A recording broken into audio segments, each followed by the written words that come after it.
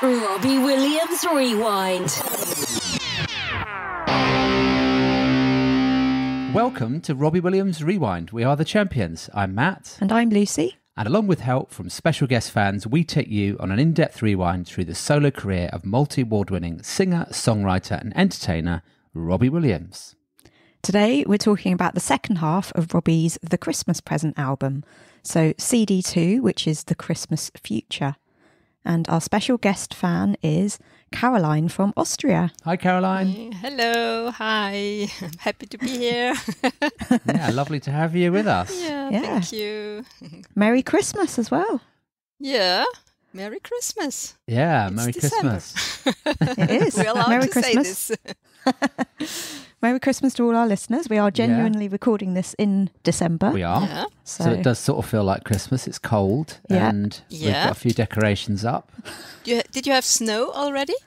No. Not Yeah, yet. we had No. twice. Oh, Yeah. lovely. Very That's what happens when you live in Austria. Yeah, but I'm not in the mountains, I'm in the Right. city. Right. But Yeah. nevertheless. So, Caroline. Yeah. Tell us, how did you become a Robbie fan? Yeah, how did I become a Robbie fan? Actually, I can blame this on my husband. Because when I was young, I really didn't know Take That, to be honest. I mean, I knew they were there, but I didn't know anything about them. And I just listened to some other kind of music, like, I don't know, Tracy Chapman or Melissa Etheridge or stuff like that. And I was a little bit, to be totally honest, as a boy bands, I'm not this kind of fangirl type back then. So, I knew they existed, but that was it. And then I met my husband over the internet, which was very new back then, because it's a long time ago. I think we were the first to meet on the internet in our group. And I met him at a concert, at a gig where he was playing.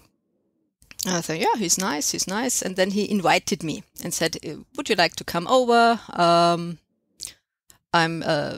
recorded a gig and I want to listen to it and watch it. And I said, yeah, okay, which gig? Yeah, and he said, Robbie Williams live at the Royal Albert Hall. And I thought, oh my God, he likes Robbie Williams. What am I going to do? What am I going to say? And, I just met him, so I was polite, of course, and said, yeah, of course, we can watch it. Yeah, why not? And I really thought, oh my God, I'm not sure this is the right person for me. Because all I knew, were the headlines. He left Take That, and everything was horrible. That was my knowledge to that time. And then I went to him, and we watched this Royal Albert Hall gig, and I was blown away. I thought, wow, this guy, he can sing, he can entertain, he is just the whole package. And I started, buying all the CDs, listening to everything, and that's how it started. Wow. Well, if there's one gig that's a great starting point, that's the one. Yeah, that's the one. Wow. True. That's the one. And then, I watched the videos and Networth and everything. So, and I'm quite an obsessive person. So when I start something, I really dig into it. Yeah. Right. But it hasn't left me since then. And it's, I don't know, 22 years ago, something 21. like that. 21? 21 years. Yeah. Yeah, because it was new then. So this was the time I met my husband and also the time I met Robbie. So now he can never say, do you really have to go to that many gigs? It's your fault. I wouldn't do that if it weren't for you. Does he come with you sometimes? Sometimes when he's in Austria. Yeah. Yes, he does. But normally he doesn't. We have 3 kids, so he needs to be here. Yeah. But he likes him. He likes him as well. That makes it. Makes it easier. Yeah, absolutely. Some similar parallels to us. Yeah. Because that's when we got together, was Albert Hall really? period. Oh, I didn't know. Yeah. So But she definitely already liked Robbie. Well, yeah. There was no convincing required. Yeah. But she was quite surprised to know that I was a fan and had a few CDs. Yeah. Yeah. Yeah, that was the story. Cool. So in kind of, Robbie is the reason also because for my marriage and everything, you know? Yeah. Oh. Yeah. Lovely. Yeah. Very. Have you got a favourite song? Yeah, but I counted my favorite songs, 46. Brilliant. So, no, not one favorite song, and also, to be honest, not one favorite album. Okay. Well, maybe if you would allow to say as the album Under the Radar and not specify which one, Yeah. maybe I could say Under the Radar is my favorite album. But, Okay. you know. Right. As a collective. Yes, yes, and hopefully more to come. But I really like the sad songs, Yeah. like Numb or Weakness or David's song. Right. I wouldn't say they are my favorite. I also like the funny Raver or Dirty Rotten or No Fucks is also really my kind of song. But yeah, I really like the sad songs. Yeah. Yeah. He just does them well. Yeah, you can relate to them. Yeah. Yeah. What about a favourite video? A favorite video? Well, at the moment, I would have to say Time for Change, really, because I watched it quite a few times, and I really, really like it. Other than that, I couldn't really choose. No, No. there's Okay. so many good. Really, it's really hard. Yeah. Mhm. I mean, everybody likes Feel, right? Yeah. Yeah. No, there are so many good ones. Yeah, maybe I could also say like a 30 or 40. Oh. No, maybe if I really had to choose, maybe Eternity would come to mind. Yeah. Beautiful. Oh, yeah. Yeah, maybe. Very nice. Yeah. What about a favourite live show or concert? Yeah. Favorite. I mean, the dress rehearsal was very special, but I think it was the Roundhouse gig we already talked about. Yeah, Yeah. you know, in its own special way, because it was just this intimate, and like I said, Under the Radar, if I had to choose, would be my favorite albums. Yeah. So maybe it was because of the songs. I mean, I would have loved to be at Knebworth, but I wasn't there, obviously. Yeah. Because I didn't really know him. Yeah, but I also really loved the Christmas gig at Wembley, 2019. Right. Yeah. Yeah. I mean, at the moment, you know, I'm just so into the Christmas present album, so it's a little bit difficult You're biased. to think about the other stuff. But yeah. Have you got a favourite memory or moment that you've had with Robbie? Yeah, I don't have these kinds of memories where I met him or something, but you know, this special small glances when you have the feeling he looks at your banner or he looks you in the eyes. Mm-hmm. There are some small. I really liked my Roundhouse banner. What did that say? Rock PJ.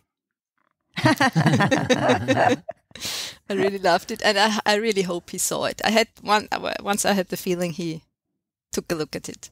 Yeah. So yeah, it might be in the documentary. I don't know, because you know they filmed along the street. Yeah, they made me sign something.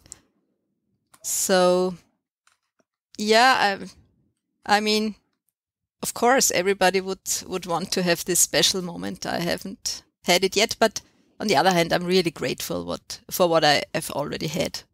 You know what I mean? Mm-hmm. It's okay. It's okay to just have the feeling he recognized you. And, you know, on Upfront, back in the day, there were some conversations where he answered or, where he said something. And I really, really liked these comments. Especially also not only the funny ones, but also a little bit, not sad, but a little bit sincere ones. Yeah, he talked once about his depression and how he feels when he stands in front of, 80,000 people. And some people said, yeah, I know what you mean. And he said, no, you don't know what I mean. Do you do the same thing? Then you could maybe, and these discussions, Yeah. when you had the feeling you get to know him as a person a little bit. Yeah. Yeah. Yeah, it was nice to have that connection with him through up front. Absolutely. I miss it really so much. Mm-hmm. And it's not I don't have anything to do in my life, but really, I really, really miss it. Yeah. So maybe there could be some other form of, I don't know. Yeah, well, and I must say he sang the song Sweet Caroline quite often. 2017, so that's kind of my song. I always think it's my song. He sings it for me. Of course it is. Yeah, of course it is. Yeah. So that's also kind of a memory. Yeah. And when was the first time you saw him live then? It was, let me take a look at my card, 2006. Okay. On the Close Encounters tour. Yes, exactly. But we had seats back then, which was not really good. I really didn't like it. That's when I thought, never ever again. Yeah, seats. And then he retired. Yeah. So, very nice. Yeah, but then actually I saw him at Kriau, which was this race course. In Vienna. That was 2013, Take the Crown, and 2014, The Swings Both Ways. And then it was the Let Me Entertain You tour 2015 in Linz. And when I saw him there, I went with my oldest daughter. She was very embarrassed of me because, Mom. But when I saw him there, I really thought to myself, if he is going to come again, I will have to do more gigs than only one. Right, so that was the real start of my fangirl career. Going more than once. And then, 2017, so it was the opportunity. Yeah. So I did it and started with dress rehearsal, which was amazing. Yeah. Mm-hmm. Yeah. So then I really got into the whole thing. Yeah. And like us, your kids were a little bit older then, so you were able to kind of just ease them. It got easier. Absolutely. Absolutely. But with the dress rehearsal, it was really funny because I did my studies back then. And I had a weekend, where I had to attend. I really had to. And this was dress rehearsal. So I think I would have lost half a day or something like that. Yeah. So I called my, it's called Lehrtherapeut. I'm not sure how you say it in English. Therapist who teaches you to be a therapist. Okay. Mm-hmm. Yeah. Well, I don't know my teacher. Yeah. Right. And I called and said, I know I got invited to the dress rehearsal and I would really like to go. And it took quite some time till she understood what I mean. And then she said, I understand. Well, no, I don't understand, but I hear you're really excited and you really want to go. I said, yes, please. So I was allowed. To go to dress special rehearsal. Permission. Yes, a special Stop permission. your studies for a weekend. And I had to write some kind of thing. Yeah, I don't remember. It was really strange because when I came home from the dress rehearsal and just went directly to the university, and it was so strange because nothing mattered. I was still in my Robbie bubble. Yeah, I really, what are you talking about? This all doesn't matter. Yeah, it's just Robbie. And they were all, what did you do? Yeah, but the feeling, I suppose. Yes, of course. Yes. Yeah, so. So tell us, what does Robbie mean to you? On the one hand, he means just getting away from my real life. with the kids and the job and the house and everything, it's always a lot. So just to be away from all of this and just actually it's kind of freedom, if you know what I mean. Yeah. That's the one part. Yeah. I feel absolutely myself and free. And the other part, of course, is the music and the lyrics and the feeling you have listening to the songs, and also talking, on upfront talking with him and have all these amazing people in my life who get what I'm talking about. Yeah. So it's just, I don't know, it's a really big part of my life. It's just like, of course the kids are important and more important, don't get me wrong, but, or the husband or the friends and everything. I really have a good life, but this is also a really important part. Actually, I can't really describe it, what it is, but it's kind of a feeling of freedom. And just, if I hear, I don't know, the first 20 seconds of a song, I'm just somewhere else. I don't know, I'm in me, in a memory, in my feeling. Somewhere. I don't know. Yeah, I can't describe it actually. Yeah. Oh. Yeah. Wouldn't really want to miss it. No. So if you could ask him one question or say one thing to him, what would it be?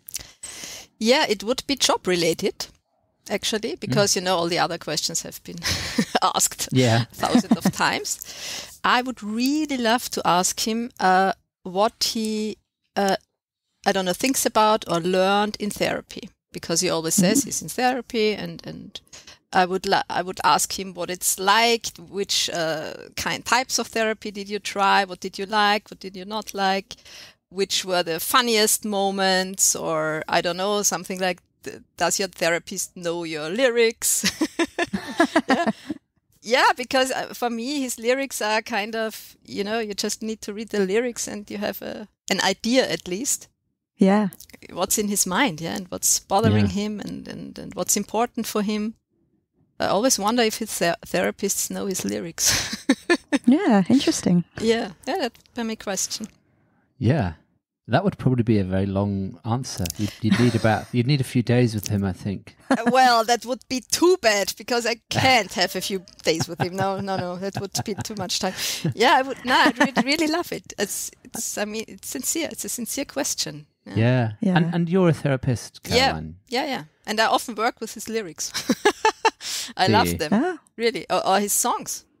Yeah. Sometimes, I tell people, listen to this song, and tell also other artists, of course, because I can't always say Robbie. No. But it's really funny sometimes, like Feel, for example. Feel is a really powerful song, or Weakness. Yeah. Wow. Do people enjoy being given Robbie songs? Yes, they do. One client, for example, she had the problem, she couldn't get started. She couldn't sit down and do what she needed to do. And we had Do It, You Crazy Angel to Miss Pepper. Yeah. And this was her hymn. She always, do it, you crazy angel. And then she could start. Oh, that's nice. Yeah. So that's really cool. Music can have such a profound, emotionally connecting effect. Absolutely. And I often find myself saying the line, and I do this at work quite a lot, find others with hearts like yours. Yes. And I find myself just saying it to people and then not really realising that I've just said a Robbie lyric, because it makes so much sense. Yeah. Why would you want to hang around with people that don't have hearts like yours? But definitely when you've got to find those people. So yeah. But he's always so on the point. Yeah. If you listen to the lyrics from Weakness, no? Yeah. Weakness getting stronger. I mean, only this picture that the weakness could get strong, and on the other hand, be also kind of a strong side. It's really yeah. And with the music, it's easier to get the message, I think, also for people. It's like I don't know. There is also therapy where you draw or something. It's nothing I do, but with the music, you can transport things easier. Yeah. Yeah. Fascinating. Yeah. Thank you for sharing that. Yeah, Yeah, you're welcome. I would really like him to ask him that. Really. Yeah. Maybe he could write a book about therapy. Yeah, true. Why not? You certainly experienced a lot of it. Yeah. I imagine. I'm quite sure he will have experienced lots of different therapists, lots of different types of therapy. So it would really be interesting. Yeah. Yeah. Wow. One nice memory was something else, but it's Robbie related because a friend of mine married 1.5 years ago, summer, and her husband, I asked him, would you like to sing something for her? She's my Robbie buddy in Austria. Yeah. And yeah, of course, he sang She's the One. Right. I played on the piano and he sang, and we had really fun because he borrowed, it's a jacket with silver glittery things. Oh, yeah. And I bought him a necklace, a golden necklace and everything. Yeah. He was very, very nervous. He did it really good. But my friend, she was completely, It was, I think, one of the best moments of her life. Oh, how lovely. Yeah, it was really. It's not my favorite song, She's the One, but I like it. But Yeah. for this occasion, of course. I mean, Oh, wow. a How wedding. nice. That. Yeah. It was really nice. Yeah. Yeah. Right. Shall we move on to the album?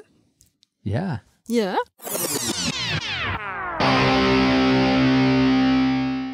Hi, I'm Robbie Williams, and you're listening to Robbie Williams Rewind with the Champions. Yes, so let's move on with the first track from Christmas Future, Time for Change. Written by Rob, Guy, Carl Brazil and Tom Longworth. This was the first single from the album, released on the 22nd of November 2019, the same day as the album. It reached number 33 in Belgium and 89 in Germany. Rob said it's about optimism, melancholy, hope and hopefully joy. I immediately thought it gave me that same feeling that Merry Christmas, War is Over gives. I'm hoping that Time for Change is in the same sort of vein. You could release Time for Change in any year, in any decade, and we would be in some sort of crisis where you would think that it's now or never. It just so happens that this year, my country and these isles are a bit mired in a place that does need a time for change. But such is life and such is every year. Who knows what is and isn't a single, and who knows what does and doesn't make a song the song that you go with. But this is the ammunition that we've got, and this is the song that we've all honed to and gone, that one. It's become my raison d'etre for the past 3 years to create a song that sticks around forever and gets played forever, once a year, the rest of my life. This is The Chosen Child. This is the song that I've got all my hopes and dreams on. This is the song that I won't find out if I've achieved what I set out to do until the Christmas after, when it's played again, or not. Enemy's review said, his longtime collaborator and co-producer Guy Chambers has brought a great deal of warmth to this collection. New beat, Time for Change, comes on like strong with bells and whistles on. A positive quote from Enemy without a backhanded compliment. Yeah. This is unusual. There must have been another part to that quote. Oh, yeah, it was definitely longer than that, their review. Yeah. But that's nice. That's positive. So what do you think about this one then, Caroline? Time for Change. Yeah, it's the perfect start for me for the second CD. I'm a CD listener, I confess.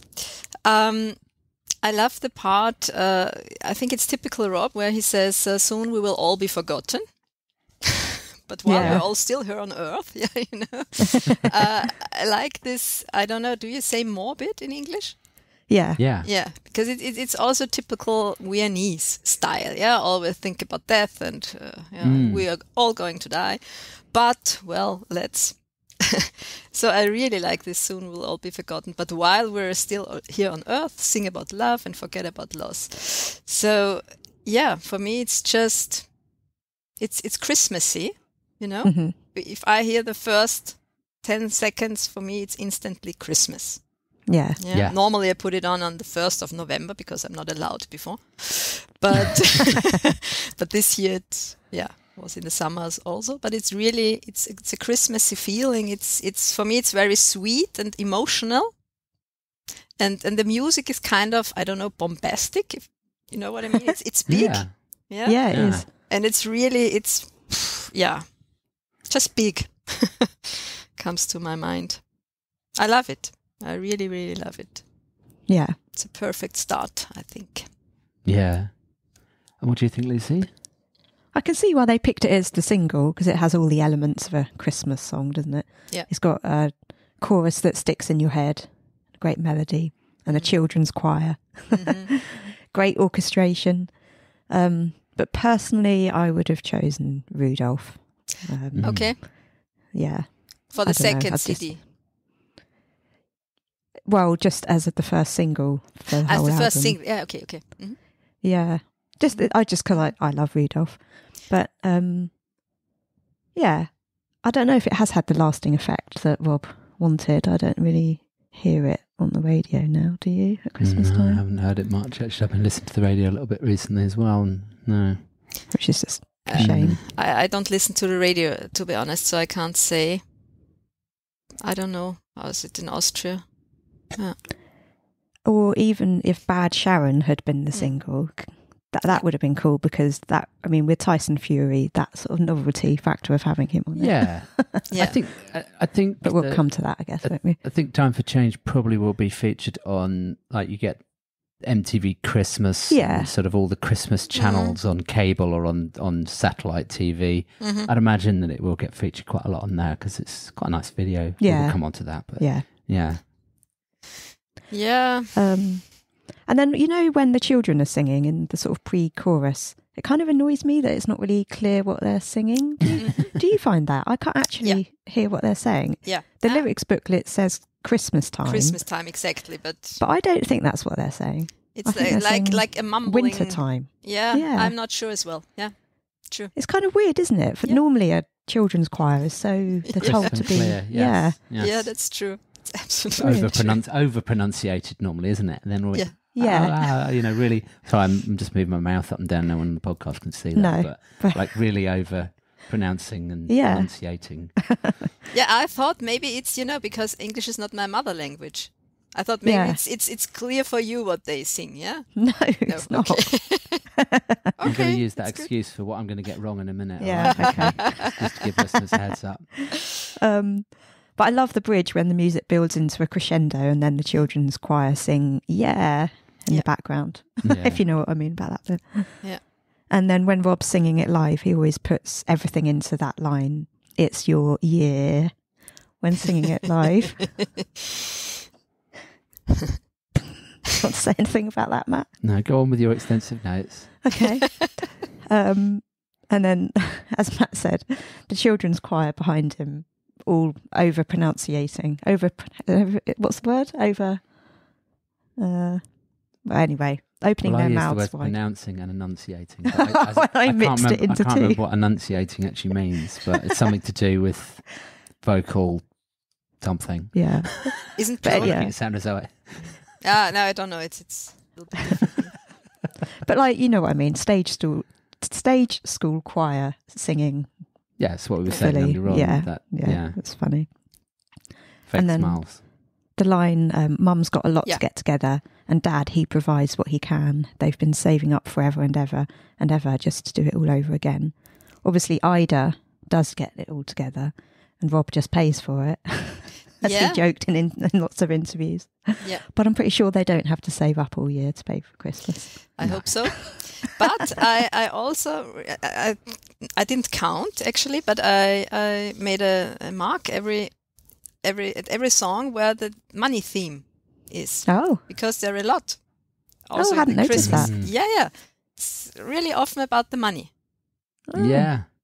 That's a good point, actually. Yeah, it is. He provides what he can, and kind of, I don't know. I really have the feeling it's important, but I can be absolutely wrong, of course. But the idea he needs to provide, and being in his business where you never know, you can't count on anything, So no, I really have the feeling at the moment he also thinks I have to get as much money now because who knows? He always says, I'm an old pop star and these things. So I really think this is a I don't know, it bothers him. Or I don't know. Yeah. You know what I mean? Yeah, it does. It's important to him, yeah. Well, so many of his generation of pop star didn't last. And I think he still surprises himself with the continuity that he's got, which he deserves, of course, but I think he still thinks a lot about the fact that it could all be turned off tomorrow. Exactly. I think which I think is highly unlikely. Always actually, in the background, I think. Yeah. Yeah. I think he can do so many things that he'll always continue with something, but I think he is concerned that it might just all stop one day. Yeah.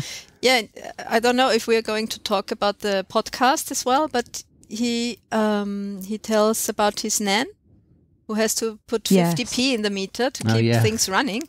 So I think, he grew up not rich, so he really knows the worth, and he knows it can be away again. Yeah. You never know. And with 4 kids and, I don't know, a house and everything, you have to have lots of money, not just and you live to your means, don't you? So they say you live to your means, so it all becomes relative. So we look at him and think, wow, he's mega rich, but then when you get to that point where you've got 3-4 houses and different assets and things, suddenly it doesn't, you probably don't feel so rich anymore. And you have other expenses, of course, in comparison to us.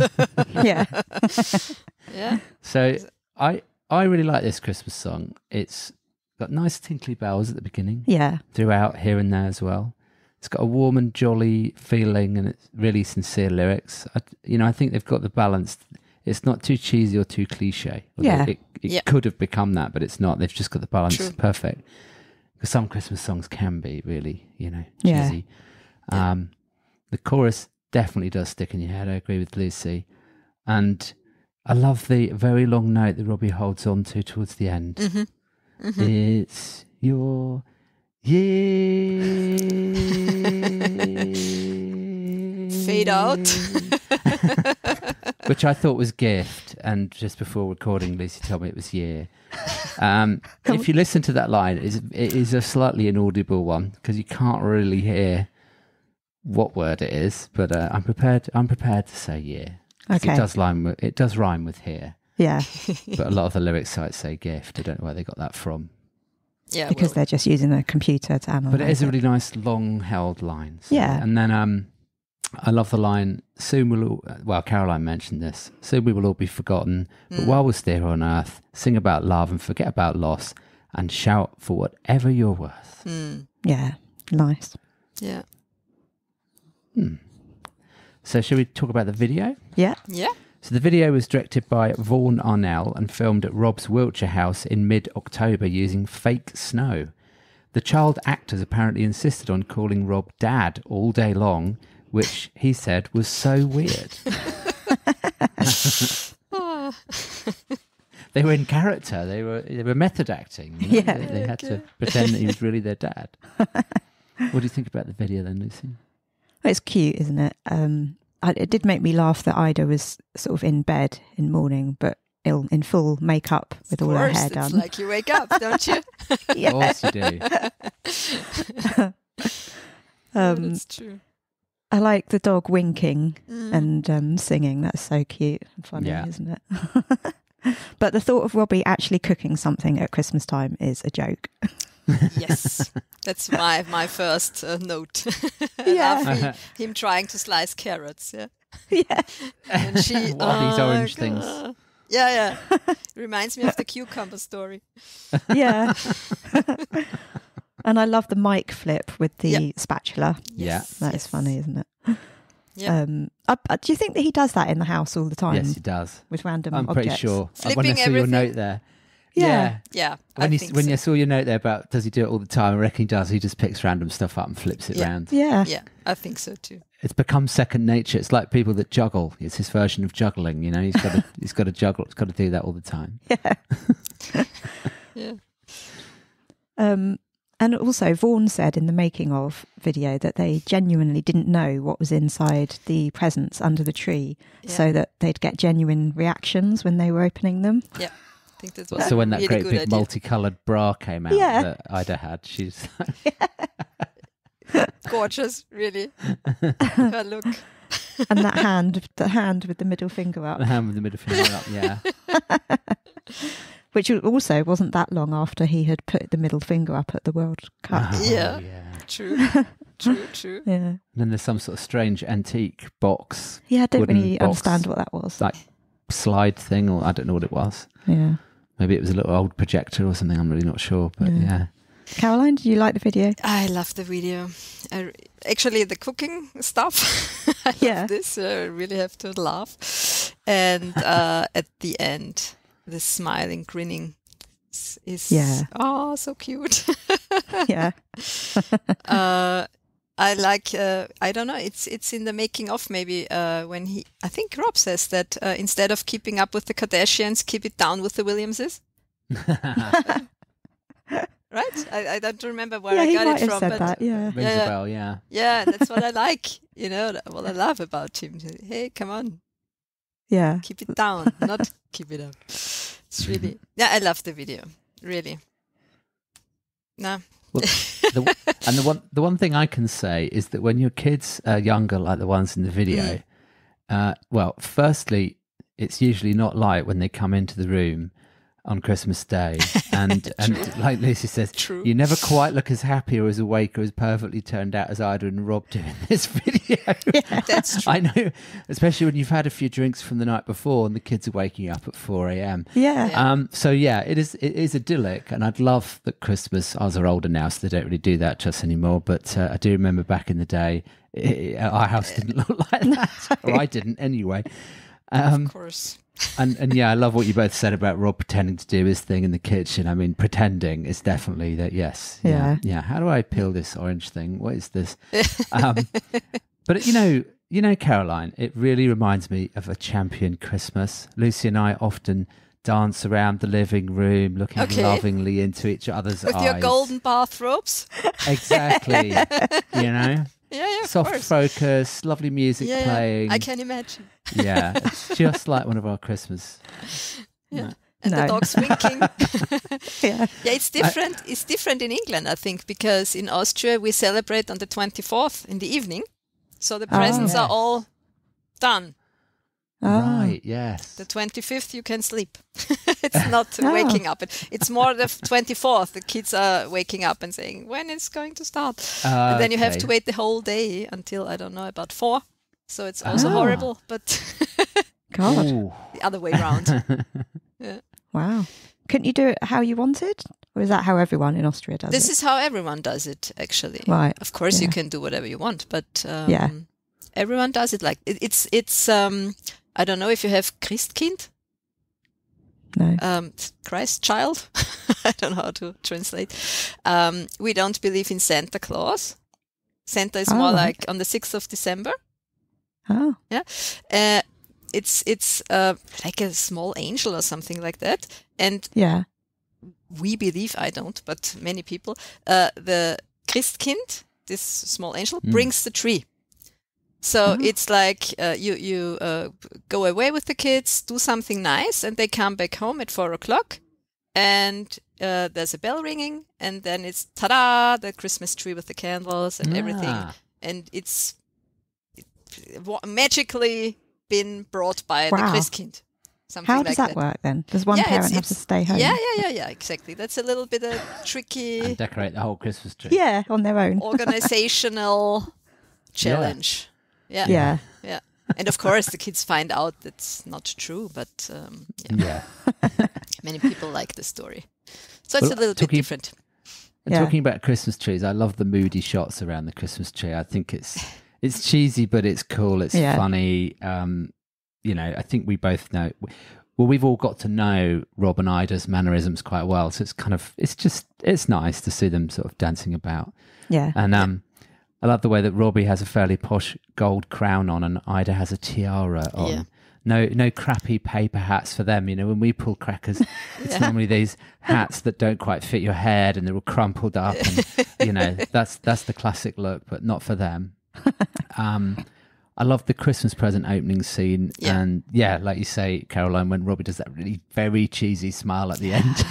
It's just a fun, good feeling video. Yeah. The problem is that none of us have a Christmas that's quite as idyllic as the one shown in that film. Yeah, but never mind. Course. We all dream about that.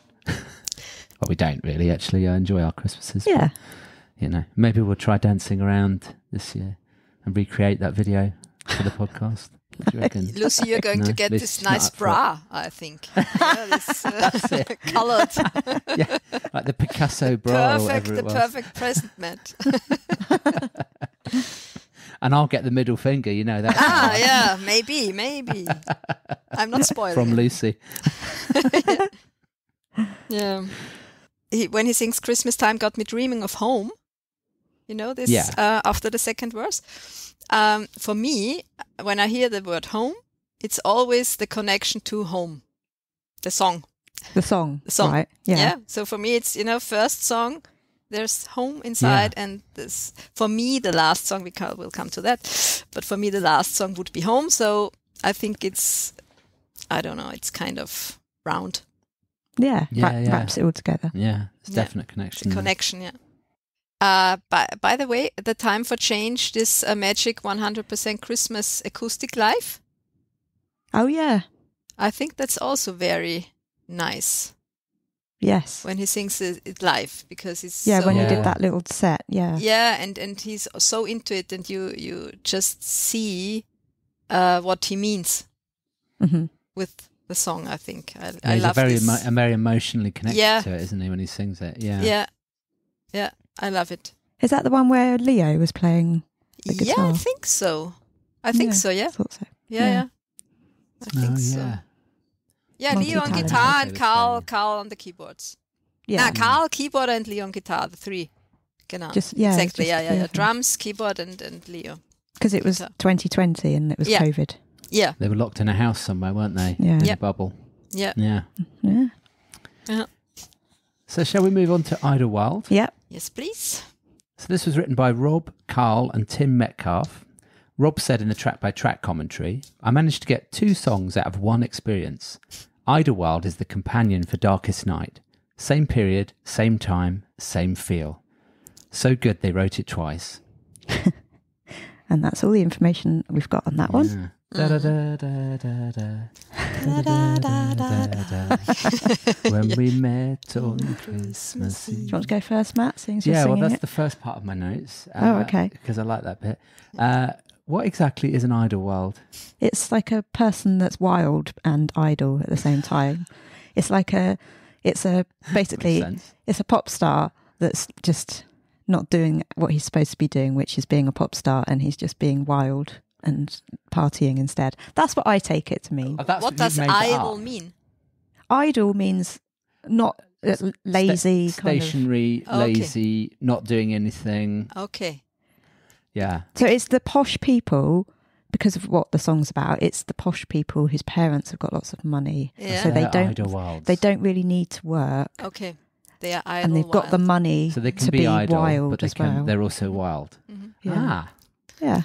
Because I know that it's also a name of an it was a name of an airport at one point in the US somewhere. A what? A There name are of a few what? other an airport. An airport. Yeah. Because it's also a Scottish band.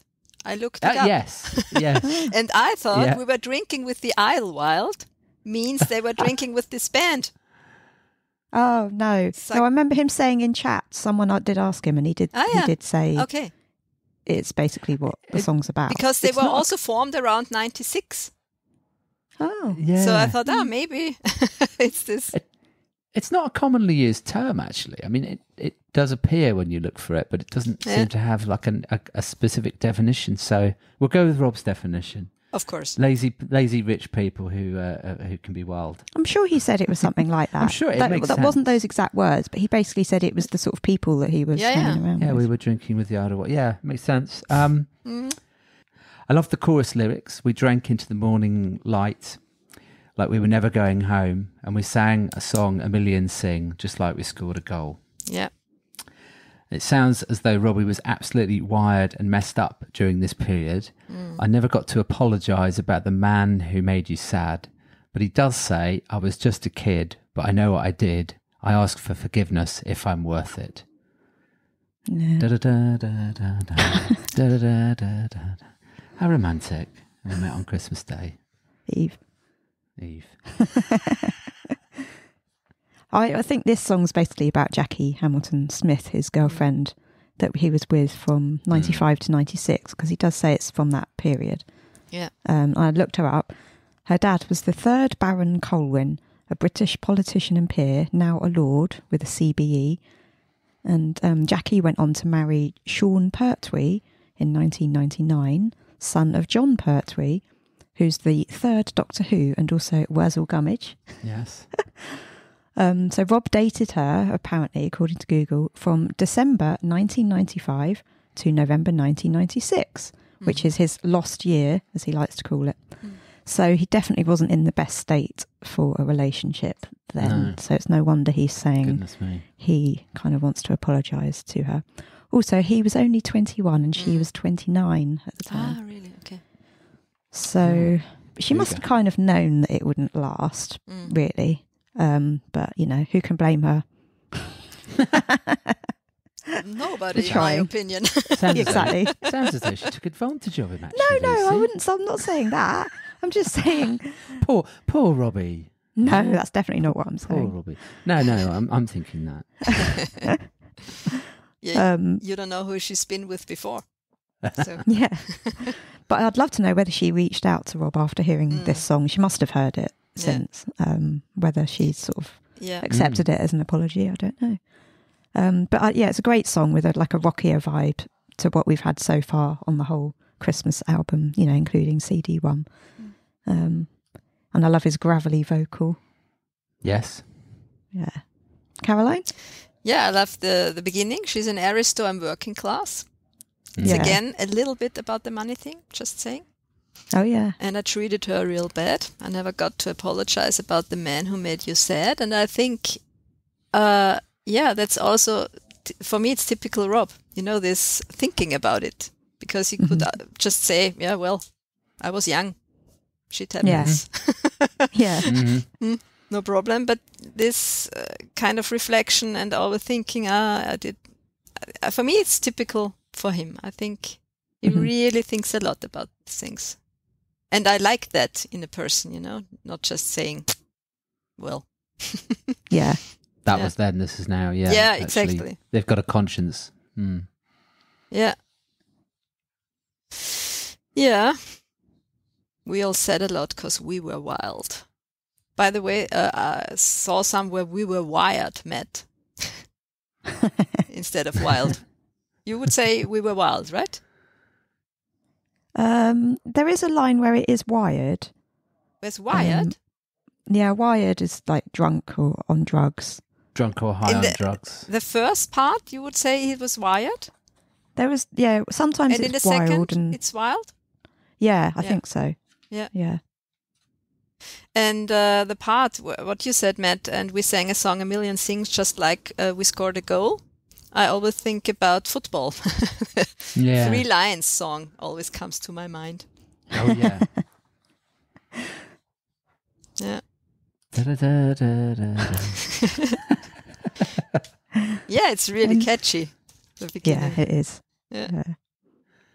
But I know what you mean, Lucy, about it being a bit of a contrast to Time for Change. It's, Absolutely. Yeah. more rocky. Yeah. Yeah. It's got more of a sort of almost 90s sound, doesn't it? Yeah. Yeah, it has. Yeah, like an Oasis kind of vibe. Yeah, it's interesting because the first song is so Christmassy and big and everything. Then comes Idlewild and Darkest Night. So they are, for me, a little bit Bit of a sadness union. coming in, isn't it? Yeah, they are. Yeah. Yeah. Should we go on to Darkest Night then? Yeah, let's talk about Darkest Night. Written by Rob, Carl and Owen Parker, Owen has produced and written with Simple Minds, Girls Aloud, Pet Shop Boys and more. He recently played keyboards on the UK and Ireland set of the 25 tour. Much like a lot of Rob's band, Owen's also toured with James Blunt. As a side note, Ben Castle has played lead guitar and done backing vocals for James Blunt since 2005. Carl has been with James since 2004, and Paul Beard was also with James Blunt between 2004 and 2014. So basically, Robbie just works with James Blunt's people all the time. Well, the crew obviously like working with each other, and the band like working with each other, so, you know, got a good vibe going on. But it's funny that Robbie and James have never written a song together, isn't it? considering. True. Oh, James Blunt's hilarious. Yeah. They would be really funny. Yeah. Actually, I'm sure they'd write a hilarious song. Good Yeah. idea. Good idea. Yeah. Yeah, maybe that could be on the cards one day. You never Yeah, know. that would be cool. True. Rob said it was about a memory from the 90s. It is nostalgic to sing about because I was just about to get in trouble. I wasn't in trouble at this point. It's the fun bit before you have to go to rehab. He mentioned it on a YouTube live in 2018 when he was asking Leo which of his unreleased Christmas songs he should play, i.e. one that wouldn't be a single. He said, "Not Darkest Night, because that's probably the big hit." Interesting. So yeah, in 2018, he was thinking that could have been a possible single. Yeah. Yeah. And this goes with Idlewild. Yes. He wrote them pretty much at the same time. Yeah, all about the same story. Yeah. Caroline, do you want to talk about Darkest Night? Yeah, I love it. Although it's not specifically Christmassy for me, so I maybe wouldn't put it on the playlist for Christmas evening. Yeah. Yeah, you know what I mean? But Yeah. I love the song, as I like the sad songs.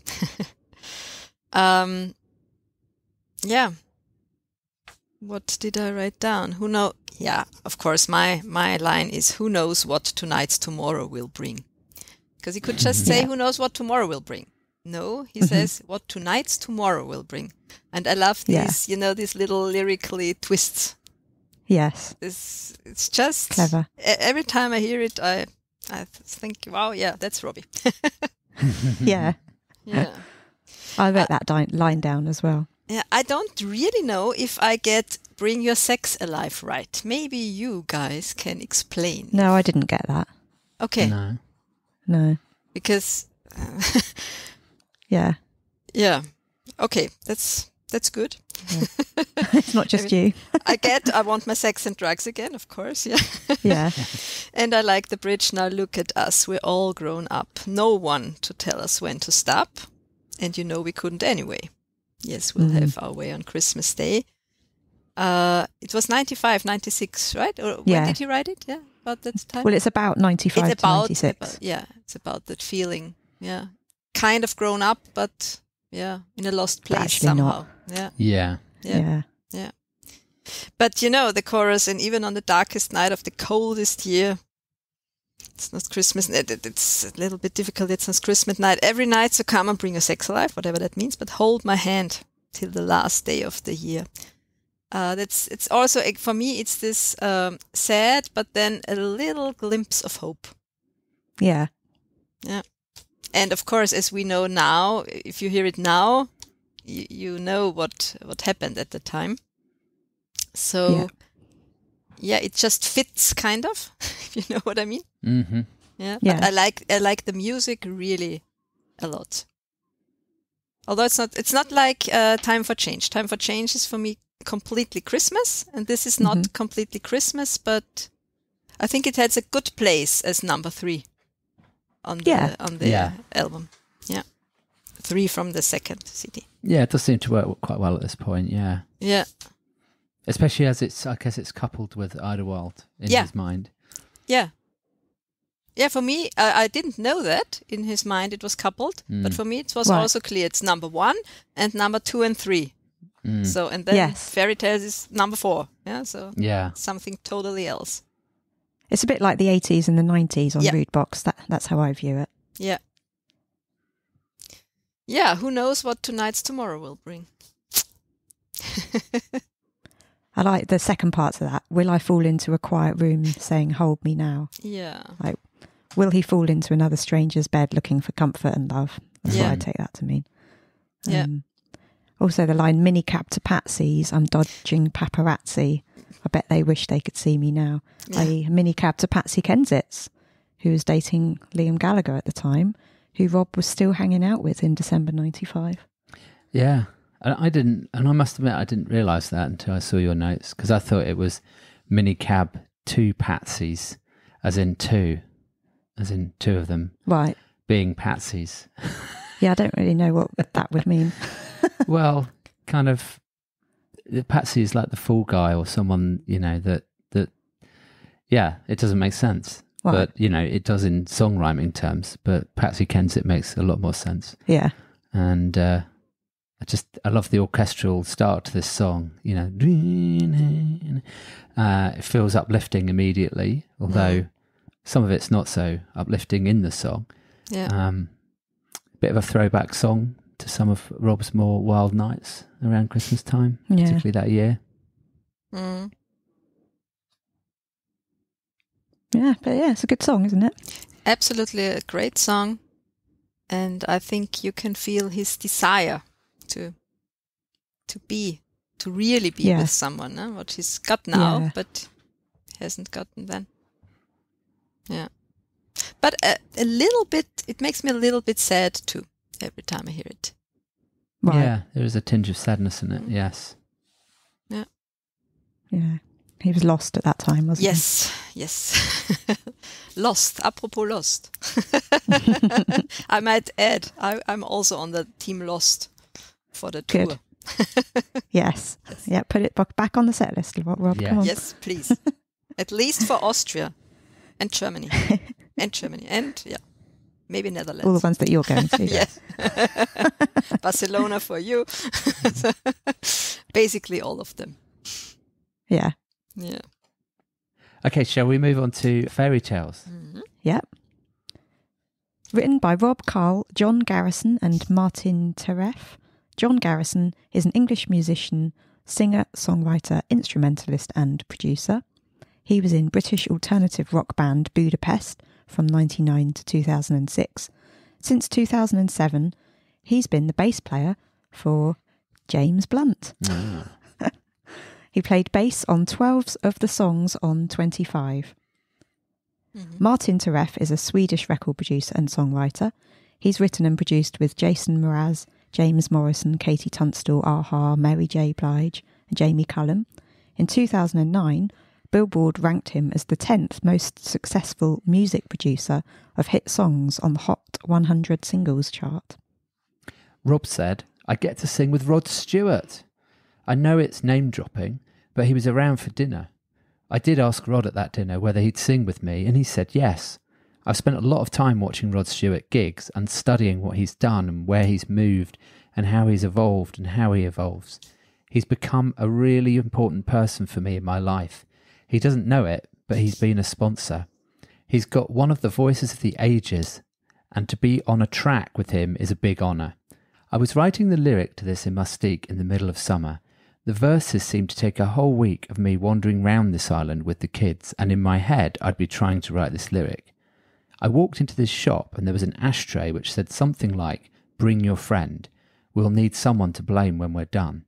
It was an Oscar Wilde quote, and I was like, ding!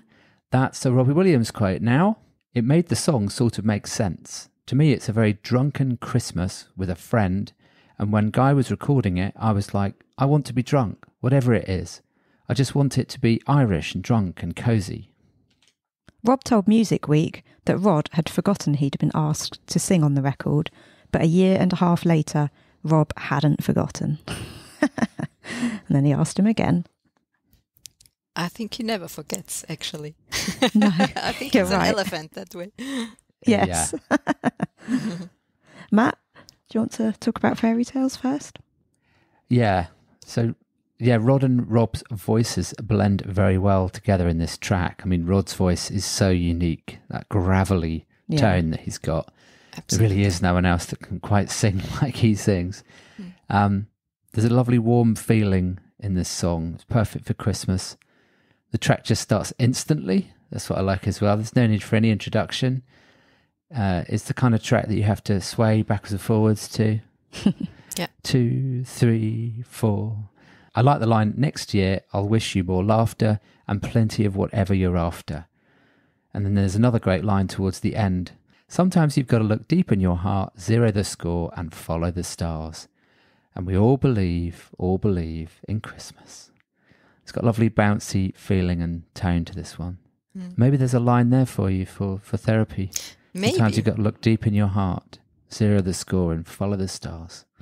Yeah, to zero the score could be interesting for some people. No, I mean it's true. What do you think about this one, Caroline? So fairy tales? Absolutely love it. I also like at the beginning, you know me now, raise up your glass, mighty heathen. Raise it up while we're still breathing. Yeah. While we're still breathing. Yeah, you never know. These morbid thoughts, I love them. He's maybe he's a bit of Austrian, I don't know. And what you said, bring a friend, we'll need someone to blame when we're done. I had a question mark and thought, why or who? But yeah, now I get it. That was the quote. Yeah. Yeah, and I don't know. I mean, obviously I don't really know Rob, yeah?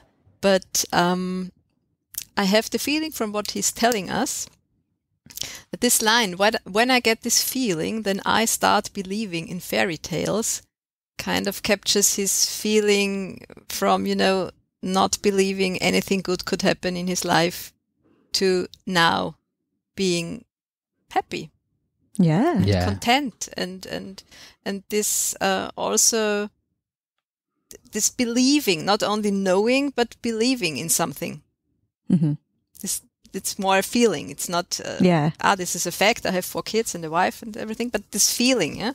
And I like that he connects to it so much, obviously, and that's for me this song, this fairy tales. It's also in the title, yeah. Yeah. And I love Rod Stewart and his voice. Yeah. And I also love, he's not only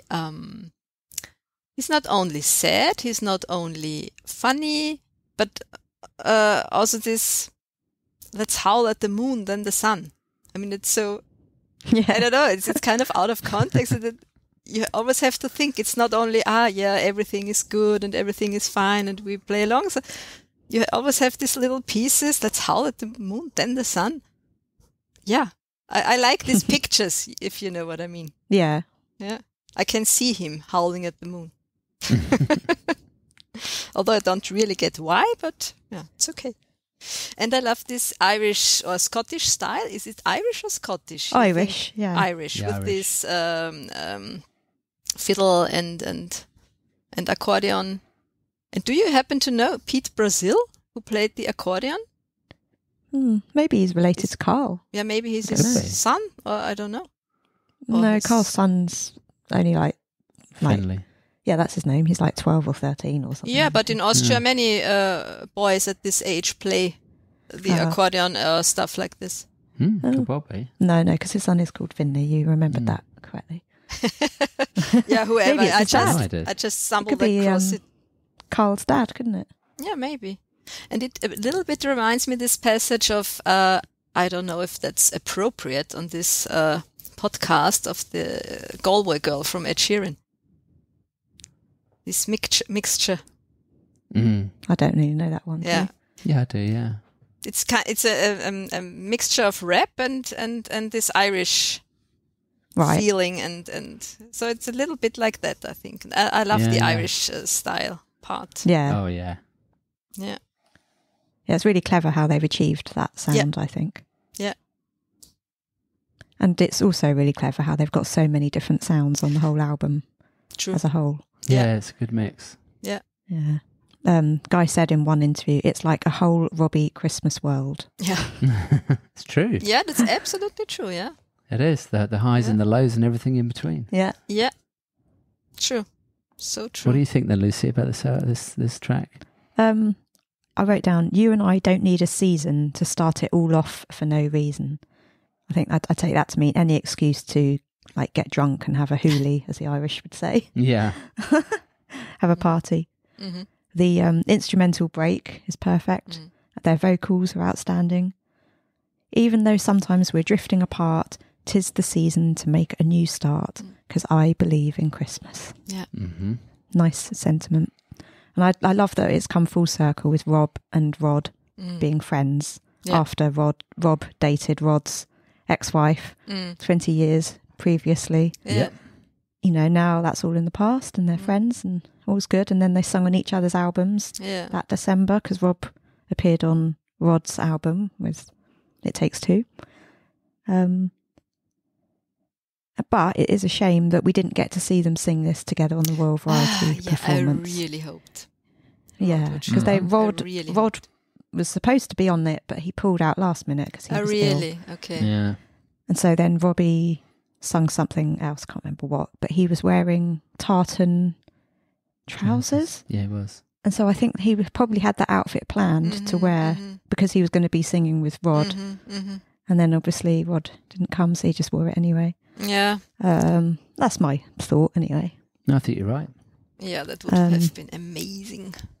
Yeah. And then while Robbie was playing at Wembley Arena on the 17th of December, Rod Stewart was playing at the O2 the same night. Okay. Yeah. It's a shame that he couldn't have come over on the 16th and played, with Robbie then, but it didn't happen. Nope. Yeah. It would have been cool, wouldn't it, to have seen them actually sing it together? Absolutely. Legend. Maybe one day. Who knows? Yeah, you never know. One day there might be a Christmas special. Yeah. This year. You never know.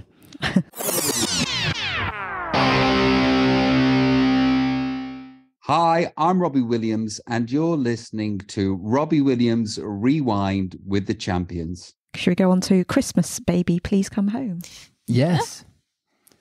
And this was written by Ellie Greenwich, Jeff Barry and Phil Spector. Originally sung by Darlene Love and included on the 1963 Phil Spector Christmas compilation album. It achieved its highest position on the Billboard Hot 100 in 2021 of 16. Its highest position was 22 in the UK in 2017. It's been covered by U2 and Mariah Carey. Rob said, I think I only knew it existed because of U2 and their cover of it. I just thought it was cool and I loved his voice on it. And of course, the original is pretty sensational too.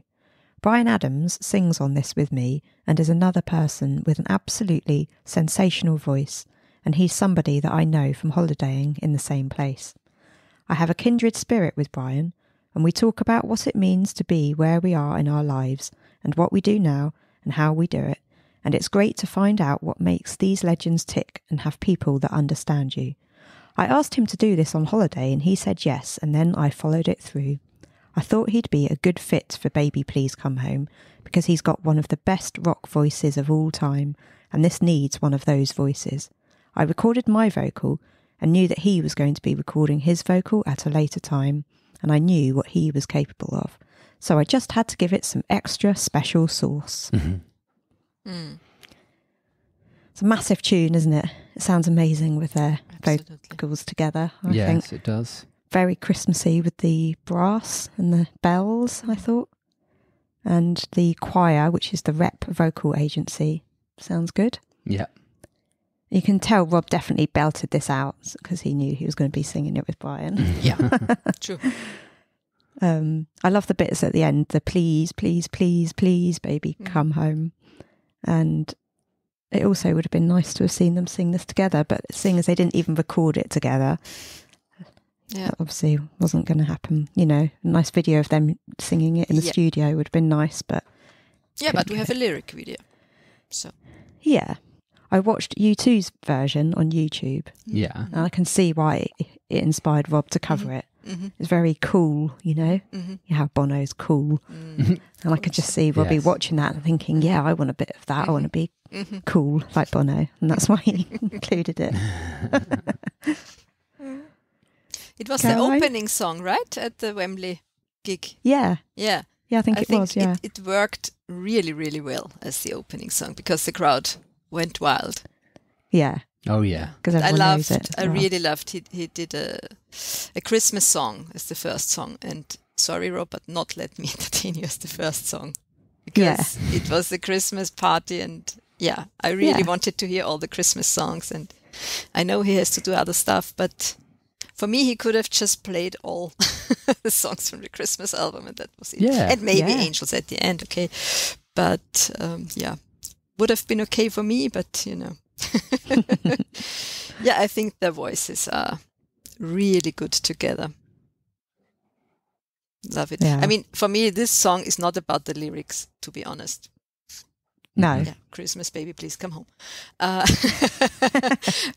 I love the vibe and the sentiment. Yeah, it's, as you said, I think uplifting. It's absolutely It's a good Christmas song. Yeah, it is. That's what I put. I think it's a Christmas classic. Yeah. It's got all the Christmas gizmos and tricks in it, from, like Lucy said, the saxophone, the bells, the backing vocalists. It just oozes Christmas from every pore, and I think that's why they chose it for the first song. And Rob and Brian, just sound amazing together. So it really works as their duet. Yeah, good song, classic. Yeah. Should we go on to a Bad Sharon? Yes. Totally changing the mood with Bad Sharon. Here we go. Written by Rob, Carl and Benjamin Roy Castle, Rob said, "After a while, you're thinking up things to do as a songwriter, and I thought, well, why don't I try and own birthdays? And why not try and own New Year? I'll do a Christmas song." And then that's when Bad Sharon came. That's what planted the seed that became this whole album.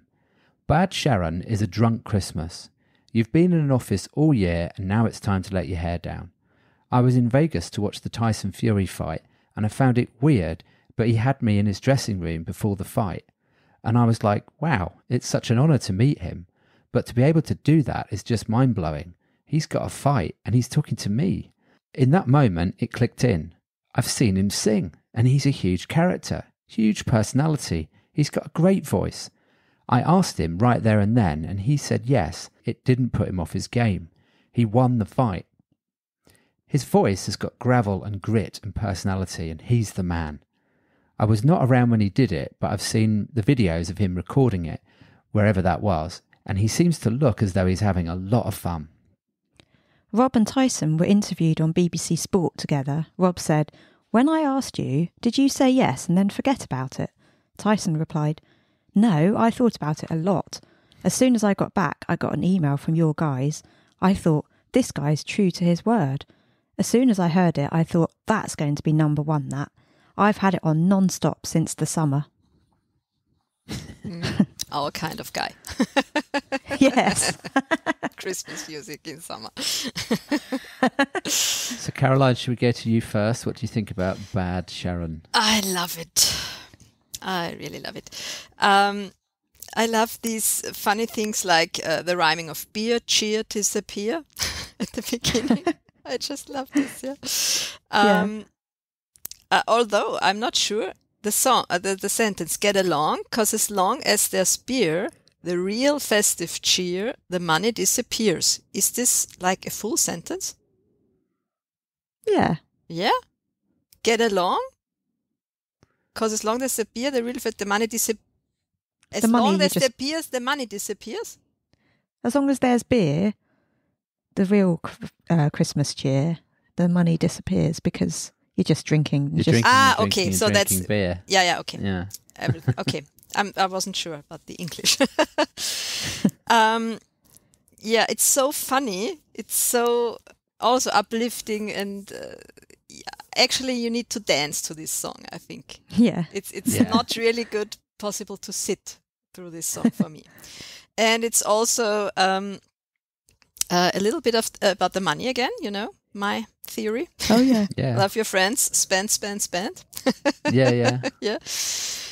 But I'm a little bit, I have a problem with this song because the first time he sings "Go Get Off Your Face," you know, this "Go Get Off Your Face," it's, if you count it, it's 8 times.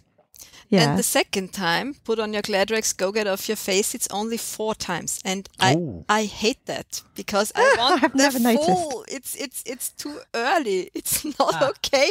Yeah. I don't know if you know Monk. Wow. Do you have That Monk? is a level of detail. Monk. The TV series Monk.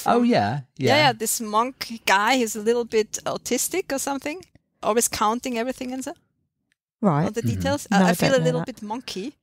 Right. But really, every time I hear, it's too early. Don't start singing. It needs to be the whole. Sorry. But I'm gonna it have to really listen out for bothers that. me. Yeah, you can listen. It's annoying, actually. At least for me. Yeah. And can you tell me what dossas are? Go to bed, you sleepy dossas. Oh God, what's the definition Yeah, of a dosser? it's like sort of another lazy person, isn't yeah, it? dosser tends to be people. Yeah, you're right, Lucy. It tends to be people who are a little bit lazy, a little bit work shy. Sometimes, you know, Yeah. someone's called a dosser. It's like they don't really want to work. Okay. No, well, that was the feeling I got. I mean, it's got multiple meanings because it's a bit more of a slang term, really, isn't it? It's Dosser. derogatory, though. Yes, it's not a nice term. Ah, yeah, okay. Yeah, I thought that. Yeah. I think that's the one. Doesn't Tyson blurt that out? Go to sleep, you lazy dossers. Yeah. Sleepy dossers, genau. Sleepy dossers, Yeah. Yeah, and I love the crackers part because, you know, we don't have this tradition. That's typical British, obviously. The crackers. I just learned it from you. Like with the Terry's chocolate orange, we don't have that either. You're missing out. Yeah, I don't miss out because now I know it and I'm doing it. Oh, okay. So. Yeah. No, it's just one of my favorites. Yeah. Yeah. Well, I think it wins the prize for the best alternative Christmas song. Yeah. Because it is a bit alternative and I like that about it. It's a good fun tune and it's a good fun depiction of an office Christmas party, which probably don't really happen much anymore, but I love the line from Tyson. So come on, you sad sacks. You're not going to win the human race. Put on your glad rags. Go get off your face. You're not going to win the human race. I think that's very clever, that lyric. Yeah. Absolutely. Definitely. And then I feel sorry for any office workers who are called Sharon when this song comes on at a Christmas party because they probably get a hard time from their colleagues who think it's amusing that they're bad Sharon. Grab bad Sharon from the office, nick the champagne, let's get off it, just in time for Auld Lang Syne. Yeah, the rhyme. Yeah. And Ida said on the podcast it's her favorite song. Yeah. She loves it. Yeah. Well, it is a total banger. Yeah. I think it should have been a single. I know I said Rudolph, but I think there's a... Well, as You've had Rob's... more than one single, aren't you? Yeah, he could have maybe fitted two singles These days, in. especially. I don't know. Well, they should have released this maybe as the single in 2020. They did talk about doing that, but then we wouldn't have had Can't Stop Christmas. Yeah, but of course. Yeah. I just think it would have gone really well with a video and... Yeah. You know, it would have got loads of airplay because it's just so funny. Great video. Yeah. This song, yeah. Yeah, maybe in the future. Who knows? It's called the Christmas present of the future. So maybe in the future we'll have a video. Who knows? I hope so. But yeah, it's great PR getting Tyson to sing on the record because it went everywhere, didn't it? The news picked up on it everywhere that he was singing, and he got asked about it all the time. But I guess they couldn't have had this as a single because then Tyson wouldn't have been able to go around singing it on chat shows with Rob. But then he could sing it on his own as well, can't he? Yeah, or have an avatar or something there. Hologram. True. But yeah, as you said, Caroline, you just have to move to this song. Yeah. You can't sit still to this song. Yeah. I love the trumpet in the background during the end of the first verse. I can't remember it now, but I wrote that down. Mm-hmm. And then the proper beat kicks in and builds when Tyson sings, "So come on, you sad sacks." The lyrics are hilarious. There's still a few crackers left to pull under the mistletoe, you fools. You know that obviously a few crackers left to pull can also mean pulling a woman at the Christmas party as well. Okay, of course. Which is why he then Double says entendre. under the mistletoe. I didn't get it, but yeah, of course. It's obvious, but yeah, you know. Yeah. So that was clever. It is clever, double meaning, yeah. Yeah.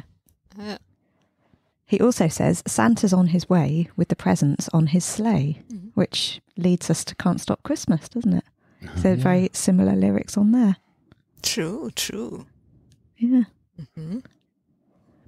Yeah, it's a great song. I absolutely love it. It's fun, isn't it? So much fun. My kids And love it sounds also. amazing. Yeah. Yeah. I mean, they have to hear it the whole day. Yeah. They really like it.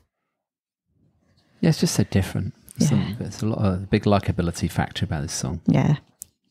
Yeah. So shall we move on to Happy Birthday, Jesus Christ? Yes, you have to give me one moment. As I already told you before, I have a present. No, not a present, a surprise. Oh, okay.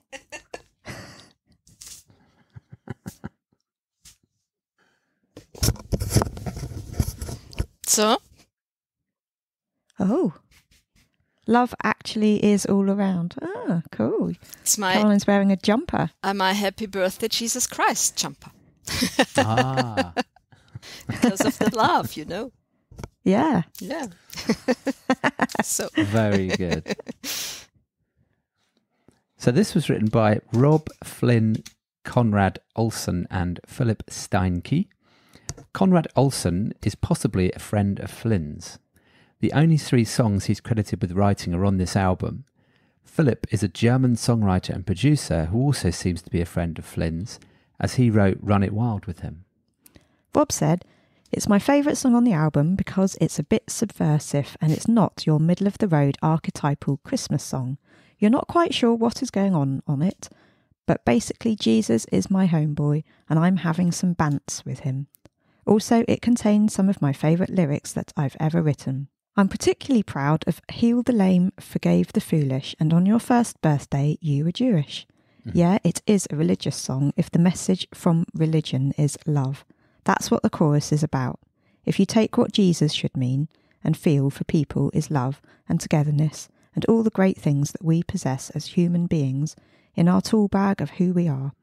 It's a song where I'm having a laugh with Jesus, but I'm also nodding to Jesus to go, yeah, you know that you're the man." Rob told Ida on their podcast, one of the lyrics, On Your First Birthday You Were Jewish. I love the fact that my children are Jewish and also your dad was Muslim. Your mum is Jewish and you in turn have married a Catholic. One of the children has got to be the Antichrist. As a family, we are the embodiment of the coexist movement. Why can't we all get along? And we do. Love that. yeah, I wrote it down as well. Oh, did you? Part. Oh, Yeah, cool. Yeah. Yeah, because it's essentially what the song's about, isn't it? Yeah. About love, Yeah. and that is the most important thing, more than any religion. True. The Wembley gig, the girls, I think on my left side, they had LOVE on their posters. Yeah, 4 girls. I was going to say that. Sorry. That was Alan and Sarah and co. Oh, yes, it was, yeah. Oh, really? Yeah, it was. Yeah, Okay. were you at the end of the walkway? Yeah. Yeah, that was them. Hello, funny. So during that song, when he said LOVE, Yeah, they each held up a letter yeah, exactly. for LOVE. Yeah. But the funniest part of that was that Alan was with them, and he basically ducked down behind the barrier in the song before and put on a Jesus Christ outfit with a wig and beard and everything, and then stood up for this song, and he was Jesus Christ for this song. True, I saw that in the video. I don't remember. I think it He only did that one of the nights. Yeah, nearly it threw, was it in the nearly second threw night. Rob for a moment. It was the second night. he did Yeah. that. Okay. Rob did give him a strange look. Yeah. Alan course. has been known for dressing up in fancy dress before and since, actually. But it was funny to watch from where we were sat in our seats. We could see him sort of disappear and then reappear as Jesus. And then it was just nice with the girls next to him putting up the LOVE bit in time to the music. It's really cool. Yeah, it was a good moment. Matt, do you want to go first on the song? Yes, it's nice that Robbie's written a happy birthday song for Jesus Christ. Love this lyric. You make people here so happy. Love that thing you did with the scampi. Happy birthday, Jesus Christ. Yeah. I guess fish just didn't rhyme, did it? But the scampi comment, I love it. Yeah, it didn't Just rhyme. scampi And and happy. isn't it also a little bit of, rich people, they don't just eat fish, but they have scampi or something more fancy? Probably, yeah. A bit more fancy. Yeah, Like maybe. the nice part of the fish or something. Yeah. I wonder what Justin Bieber thinks about featuring in Rob's song as well. And just like to say to Rob, hey, Rob, your merchandise isn't exactly cheap anymore. Get told off for saying that, no doubt. But, maybe Justin Bieber's is more expensive. I wouldn't know. I love the gospel sound coming from the backing vocalist, you know, take me to church now. I got a feeling deep in my soul. It's a 4-letter word and it's taking me home. It goes Love. These songs just totally get in your head, don't they? Yeah. Yeah, and it does stick in your head. That whole brass bit after that, it does. Yeah. So, yeah, it's a happy, cheery song. When I first heard about it, I was like, "Ooh, happy birthday, Jesus Christ!" Pushing it a bit here. Some people will disagree with, you know, him naming Jesus Christ in a song in this sort of pop way, but yeah, I think it's good. What do you think, Caroline? Yeah, it's so funny, like the part with the scampi. But also the line, "Man, that day you gave was nice." Yeah, it's like, Yes. "Hey, man, you know, you gave the day." I just love this. I can see him grinning, and do you say twinkle? Yeah, Yeah. twinkle in his eye. Wink. Yeah. Winking, I'll break bread with you if you really need me to. You can turn water to wine, and your actual birthday is Christmas time. I could read the whole lyrics. Yeah. You know, remember the story he told on Insta once? I'm not sure, but I remember it like that. He said when he was in the house alone, isolated, because he couldn't go home because of COVID. Yeah. You remember when he came back from, I don't know, Australia or New Zealand or Yeah. something? Yeah. And then he said he was so scared about the whole situation, and he got down on one knee and kind of prayed or whatever. Said, "Tell me something." I don't really remember how. It's not his words, but then he had this strong feeling that the answer is love. Right. You remember that? Yeah, you're right. I'm always thinking about that. Yeah, this love. Yeah, I forgot about that. This really big feeling. And then he said he wasn't sad anymore and he wasn't scared. I can remember him saying that. Yeah, I do remember that. Yeah. So I always think about that when I hear the song. And we have the money theme, just to say. Everything's so overpriced. Yeah. Yeah, but I really like that he knows these things, you know? In his position, he couldn't care. He could say, well, merchandise, no idea. But he knows it costs a lot. And I like that about him. Yeah. Right. Yeah. I noticed, obviously, in his first ever Christmas song, Walk This Sleigh, the line was, "Happy birthday, Jesus Christ. Here's the Spice Girls merchandise." Okay. So that's clearly where he got the idea for this song. It probably started from there, really, considering he's got the Justin Bieber line in it. Yeah. And also when he says about, "I'll break bread with you if you really need me to," it reminds me of that other story he told on the podcast about when they on Christmas Day they had their family round, and they told the story that it's a English tradition to break a baguette on Christmas Day, with a karate chop. And all the Americans believed it, and they started singing that song, "Break the bread, break the bread." Yeah, true. And then he said that like the following year, the Americans were like, "Well, aren't we going to break the bread?" So it just made me think of that. Yeah, karate chop. and the bread sauce. I just thought about the bread sauce. He talks about with Papa Pete, with his dad. Yeah. How to make bread sauce, and he's really absolutely confused how easy this is, because you just use bread actually. Oh, I didn't know that. And to put it, soak it in water, and I don't know. His dad explains to him how bread sauce works. Yeah, it's also very funny, those two together. And Ida is talking about their kitchen skills. Yeah. Well. Lack of. Yeah, but that's really nice. True. I forgot that. Break the bread. Yeah, maybe we'll do it this year. Sounds like a fun tradition to start. Yeah. I think someone did actually say to Rob, "Why didn't you include Walk This Sleigh on this album?" And he said, "Because it was shit." Okay. But he clearly took inspiration from it, I'd say. Yeah. Yeah. Yeah.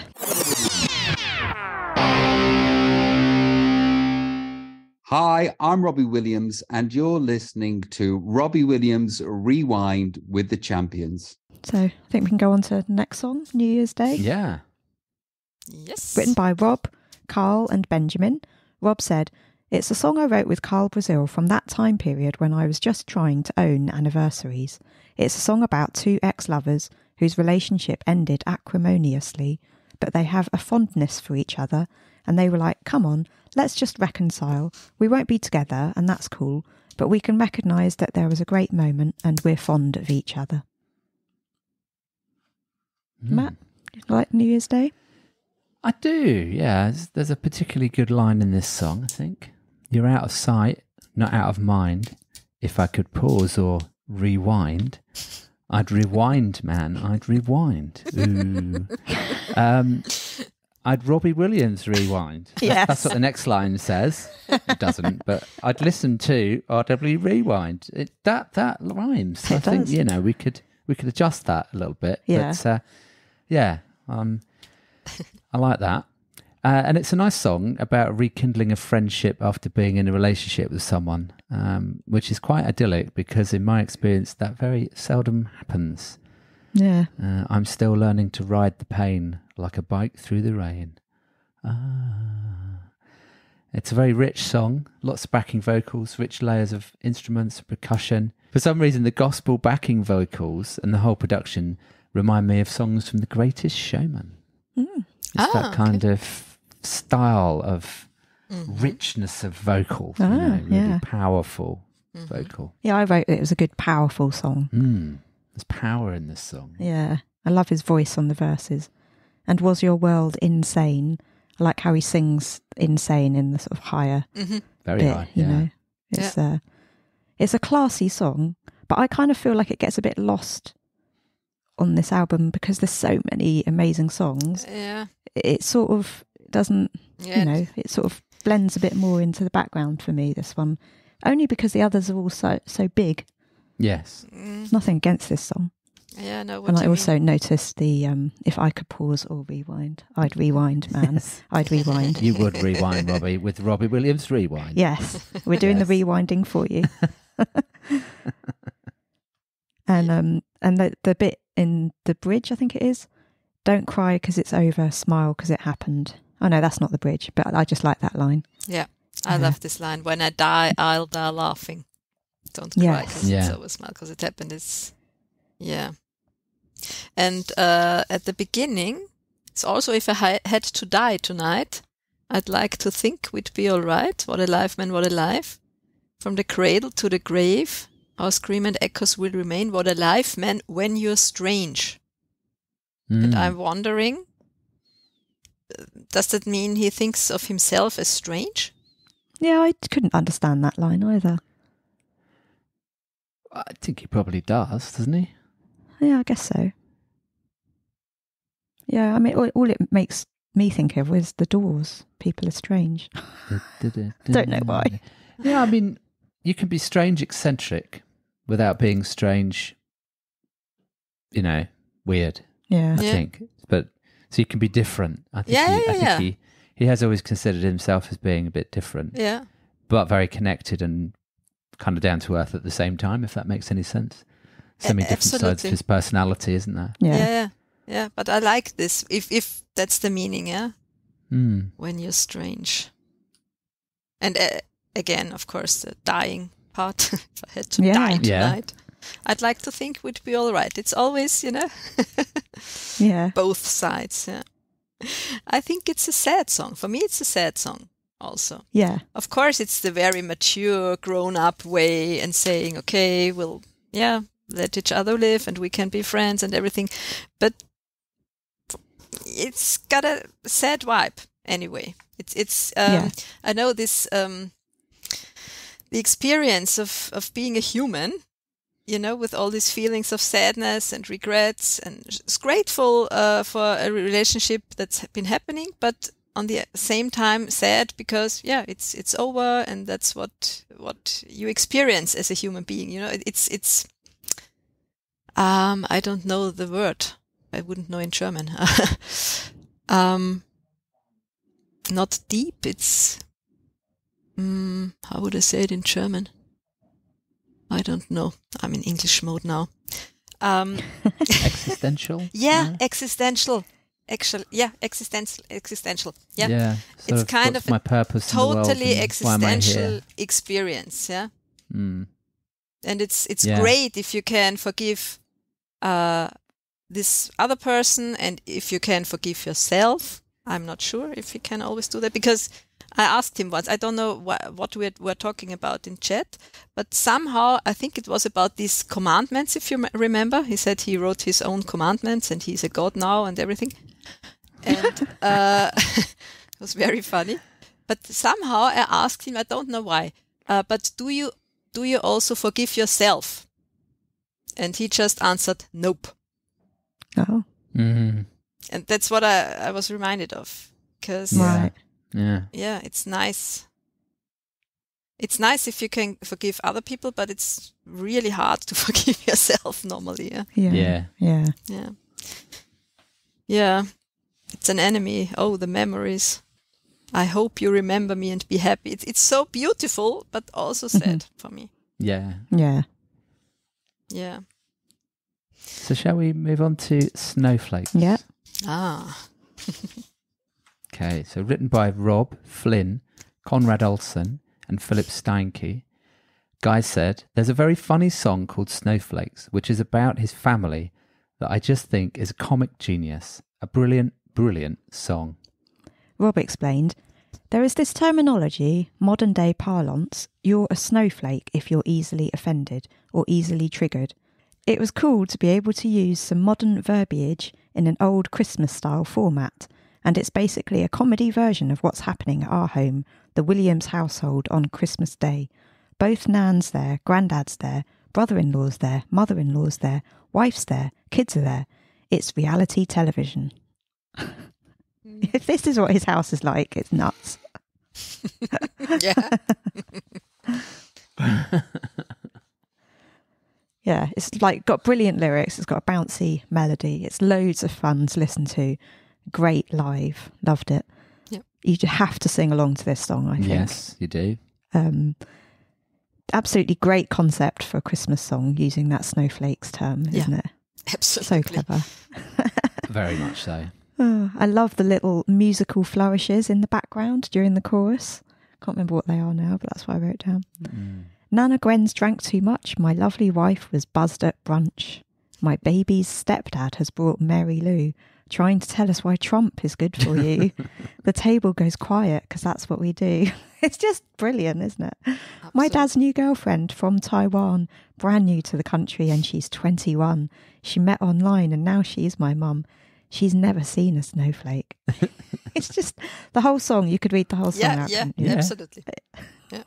What did It's you like a say? beautiful poem. Baby stepdad, or how did you say this? My baby's stepdad. My so baby his- stepdad. You know what the internet says? Yeah, it says something different. doesn't it? Murray the stepdad. Yeah, it's my baby's, as in Yeah. Ida's Yeah, of stepdad. course. Yeah, I haven't looked it up. Murray the stepdad. Okay. Yeah, I love it. What do you think, Matt? It's a really good fun song. And I never really quite understood what a snowflake was. I mean, I think even before Rob wrote this song, people used to use the term, so I Yeah. had to look it up. But, you've explained it there anyway. My favourite line in the song is, my lovely wife was buzzed at brunch. I don't know why. It just buzzed. The word buzzed. It's Yeah. just, all the lyrics are good, but that one in particular, I just really love it. I always have to sing along that one. Once in a lonely lifetime, there'll be peace for all mankind. I went out to the world and was searching for my tribe. I like that one. Yeah. Yeah. It's a jolly foot-tapping song, and the lyrics are absolutely hilarious throughout. They are. Yes, it's a comedy song, isn't it? But it sits well in the flow of the track listing, because you've had New Year's Day, which, as Caroline says, is a little bit tinged with some sadness in it, and then suddenly it's this very, very parody, surreal, but almost realistic portrayal of a family dinner at Christmas. So it's the opposite family, of the Time for Change video. Yeah, exactly. And he is hitting upon something here, you know, family come together at Christmas. It isn't always idyllic, it isn't always easy, and a lot of arguments often break out. Yeah. Not in our family, of course, but, you know, in some families they do. One hears. One hears that right. This could happen. So what do you think then, Caroline? Yeah, Snowflakes. I love it. But at the beginning, I come from Austria, so we have snowflakes, of course, here. And I thought, Yes. what's he talking about? Until I realized, okay, that's the metaphor. Yes. The snowflakes. So yeah, then I got it. I could also read all the lyrics, I think. I love the lyrics. I find it really interesting because it's for me, it's the first time he says something political. Yeah. Oh, yeah. Yeah, it is. I mean, if it's his opinion or not, I don't know. But I mean, we're all liberal snowflakes. That's I would think they are liberal snowflakes, so to say. Yeah. But I think it's interesting because normally he doesn't want to have any kind of political No. True. opinion or whatever. So I think that's just interesting. And my favorite line is before the World War III reference.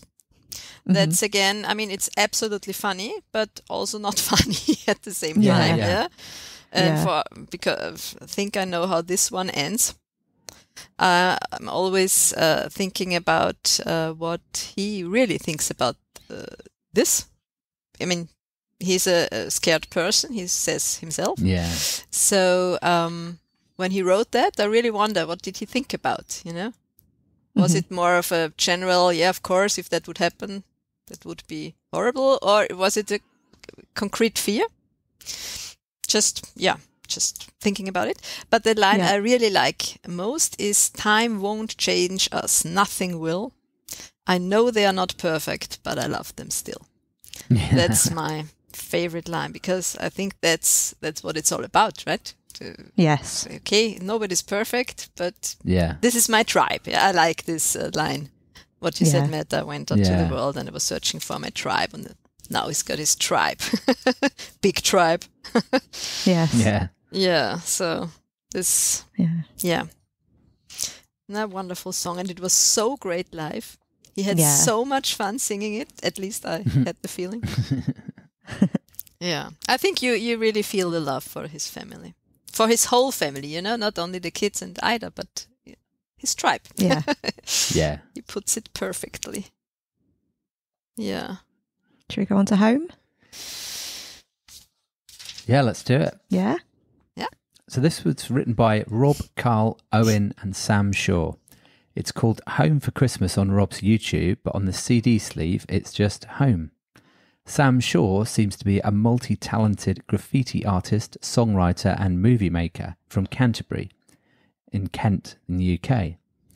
Home is his first hit record. On his Instagram, he said, 6 years ago, I said I wouldn't have a drink until I chart a record. So much has happened in that time. I got signed, dropped, signed again. There were so many times when I wanted a drink, but I wanted to honour my pledge more. And now it has happened. I never dreamt it would be a Christmas song, let alone a song with Robbie Williams. I am honoured to have the chance and very proud of the result. Sam was kind enough to reply to us on Instagram saying, I've actually written a bunch of songs with Rob. Just this is the first one that came out. I met him in 2015 through Carl Brazil. Carl played him my music and Rob liked it, so we hung out. I went to Germany with him and we eventually wrote a few songs. It was a few years later I went to his house in LA to do some paintings one evening, and he mentioned a Christmas album. I had never thought about writing a Christmas song before, so I got super excited by the challenge. Me, Carl and Owen Parker started the song on a warm afternoon in May. Rob liked the ideas, so he came in and we finished it all together. Defo a proud moment for me. Rob said, It's just a song that really, really touched me. The boys had written it, sent it to me, and just that, how many sleeps do I have to wait now to throwing my loving arms around the world? I wrote that. Normally what happens at Christmas is my wife's at home creating all these beautiful memories, and I go off and do promo for an album. When I work, I'm incredibly busy. All of that travelling and then all of the pressure cooker release of what I know at the end of this. I know there's a reason why I'm doing all of this, and that is because my beautiful wife and my beautiful family. It's a beautiful feeling. There is a guest singer on that song. It's Theodora Rose Williams. Also, Finley Brazil's on it, Carl's son. But Teddy makes her first appearance and the studio is in my house. And at any given time, after she's finished school, she can wander down and see what Daddy's doing. At that particular time, the microphone was there and she was singing along to the song, and it seemed appropriate to capture that magical moment. She got up, nailed it. She's incredibly excited to be on the record. I think she just thinks that that's what happens. It's like, yeah, and I become a huge entertainer, right? Rob told the Radio 2 gig audience that this song was the second choice for the first single. Hmm. Shall I go first? Yeah, you go first, because I think you might like it. I absolutely love this song so much. I play it all year, not just at Christmas time, because it is incredible. And it actually made my day when Sam Shaw bothered to actually reply and follow us and DM us about the writing of this song. Yeah, because I just absolutely love it. And all I did was just comment on his post about it, and then he just bothered to actually send a DM. I mean, how sweet, you know? Lovely guy. I can't wait to hear what else he's written with Rob, if this is, you know, an example. Sounds as though they share a bit of a art as well. A mutual interest in graffiti style art. Yeah, actually. Exactly. Yeah. So no wonder they get on by the sounds of it. It's just a stunningly beautiful song, and I adore how the chorus builds and gets higher with each line. And Rob's lovely voice is like really moving. You can feel the emotion, and like he really means it when he's singing. Yeah. How many sleeps do I have to wait now to throw these loving arms around my world? Yeah. The bridge, I just love it. My family, not so ordinary. You'd love them too. A little out of tune, but we'll still sing for you. And then the song builds after the bridge to an even bigger crescendo, and it's just massive. I just adore it. And topped off nicely with Teddy singing at the end. Oh, yeah. Cute. And when he would perform this, you could just see the pride on his face listening to her coming through the speakers. And really nice that it also features Carl and his son, but also Owen and his kids are singing backing vocals as well. So it's like a real family... It is. Song about family. So that's what makes it special, I think. It's just brilliant. Brilliant. What do you think, Caroline? Yeah, absolutely. I'm absolutely your opinion. It's brilliant. It's absolutely great. When he sang it at Wembley, I also had the feeling, you know, this was before the pandemic. Yes. So we didn't know what was going to be happening.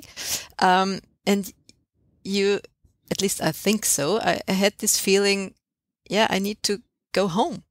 Because, I mean, I can imagine, I never stayed away from my family that long, but sometimes, you know, 2 or 3 nights.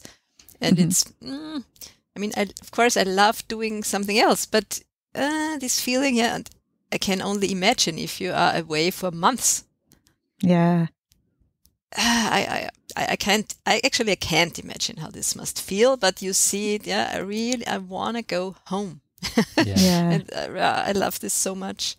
I also had the lines you had, my family not so ordinary, but also I love, I've always said the wasted times are the minutes I'm not by your side. And now I travel through the night just to be there. Or also this, I told you I'm never too far away.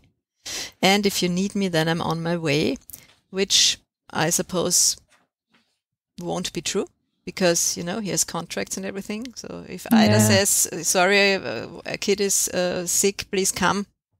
I don't know if he could. Well, hopefully he would be able to if it was serious, yeah. Yeah, but it had to be serious. Yes. Serious. And I would like to be home also if it's only normal serious. Yeah. If you know what I mean. I think that's really hard. It must be really hard on him. Yeah, and I get this feeling. He says at this one, I don't know, there's an acoustic version on YouTube. Yes. Where he sings it and where he says in between, beautiful song, beautiful sentiment. I agree. 120%. Yeah, and my opinion is also it should be the last song of the whole album. Yes. I don't like other songs after this.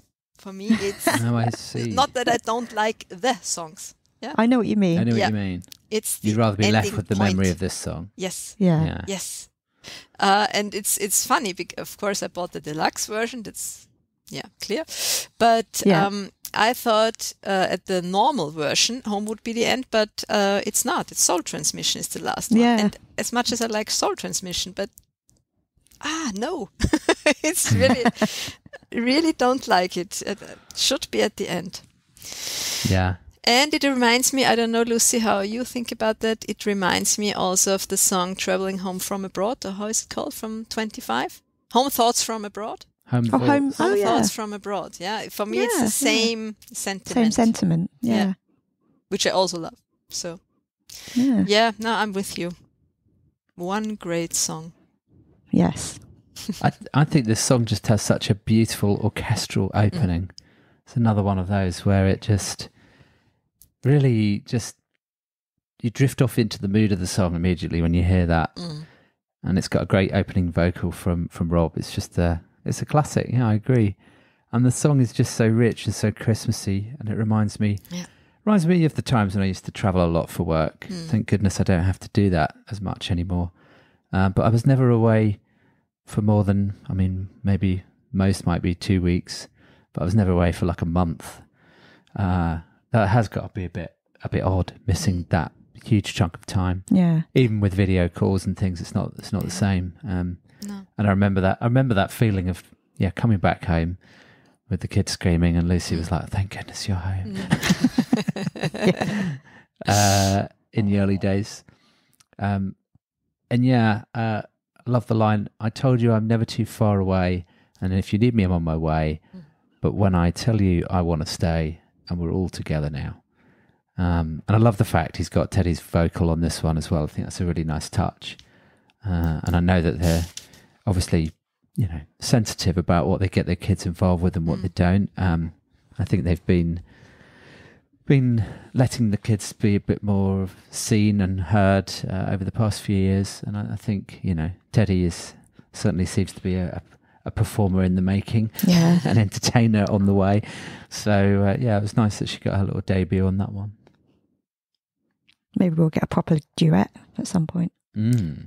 Could imagine. I'm sure we will. Yeah. The line, "You are the light that is guiding me back." Oh, yeah. It's lovely. That's Ida, I suppose, and it's, this picture. Yeah. A lot of strong emotion in this song. Yeah. Incredible. It's definitely in my top 10 Robbie songs, I'd say. Yeah. Yeah. I would have would need to do the math, but in your top 46 somewhere, is it? No. It's definitely in my top 20. I'm just not sure if it's in my top 10. I've never sat down and worked it out, so I couldn't tell you, but it's certainly up there. So shall we talk about Soul Transmission? Yeah. Written by Rob, Kelvin and Danny, and was produced by Rich, Kelvin and Danny. Rob said, "It's a song that exists from 10 years ago. Quite often I release these songs through other avenues, other than the straight studio album that gets heard, and then I have remorse that more people didn't hear it. With this album, more people will get to hear a song that only a few know about. We re-recorded it. It's a spiritual, bigger picture, otherworldly kind of song, but I wouldn't remember a lot from the time when we first wrote it. I seem to have been writing about the soul condition and a contract that already exists before you get to the planet to be the person that you're going to be. Christmas came into that because one of the saddest times of my life has been a particular Christmas day where I was alone and where I'd just finished drinking and where I was very vulnerable. And it's a song of hope and perseverance and telling that person to keep going when I didn't feel like I wanted to. So obviously we have talked about this song before on Take the Crown, and I think I probably read that quote then as well. But it deserves to be heard again because it's an epic song, isn't it? Yep. And we talked about it with Kelvin, Rich and Danny when we did our interview with them. And they certainly love it as well. Yeah, it's about time it featured on a proper album instead of just being on a B-side, don't you think? Yes. Yes, but just not After Home. Sorry.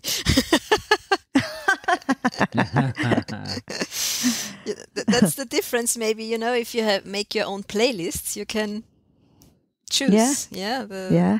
But I really like to hear it as he intended. Right. So that's why.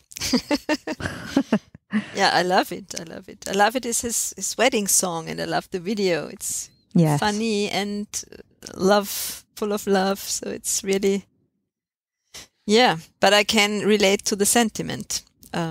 Being alone on Christmas Day is just, I don't know, it's just more than normally being alone, which is very sad and horrible.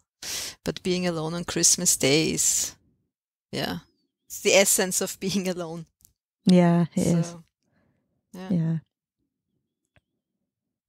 As I said on the Take the Crown episode, it was a shame that on the album launch day, someone told Rob in chat that this song had been ruined by the new production for this album, which is total garbage. True. No, it sounds great. Yeah. It still sounds great. Yeah. It's definitely retained its magic. Yeah. And also, the guys, when we spoke to them, they were proud, weren't they, that it had done a good enough job of it, that it had been put onto the proper album for the Christmas album. They were really happy about that. Yes. Yeah. It deserves its place.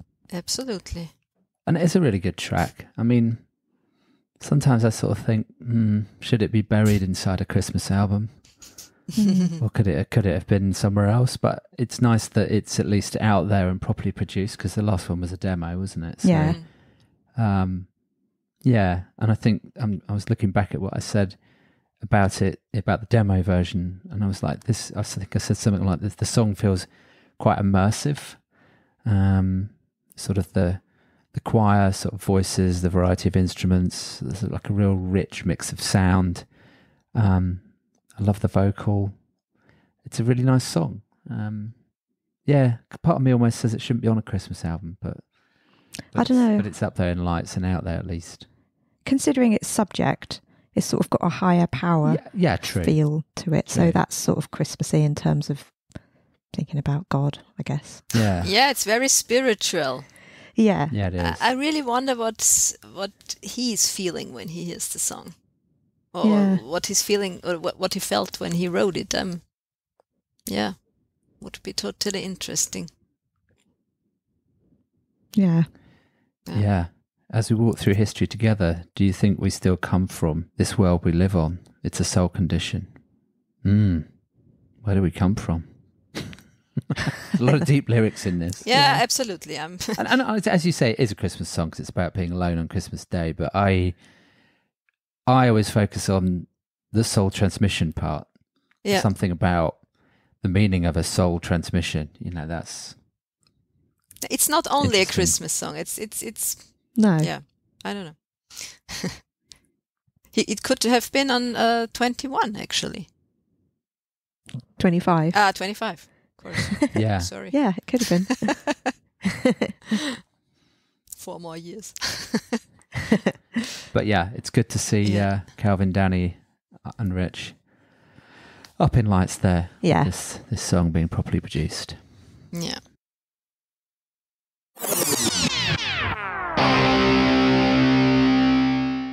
Hi, I'm Robbie Williams, and you're listening to Robbie Williams Rewind with the Champions.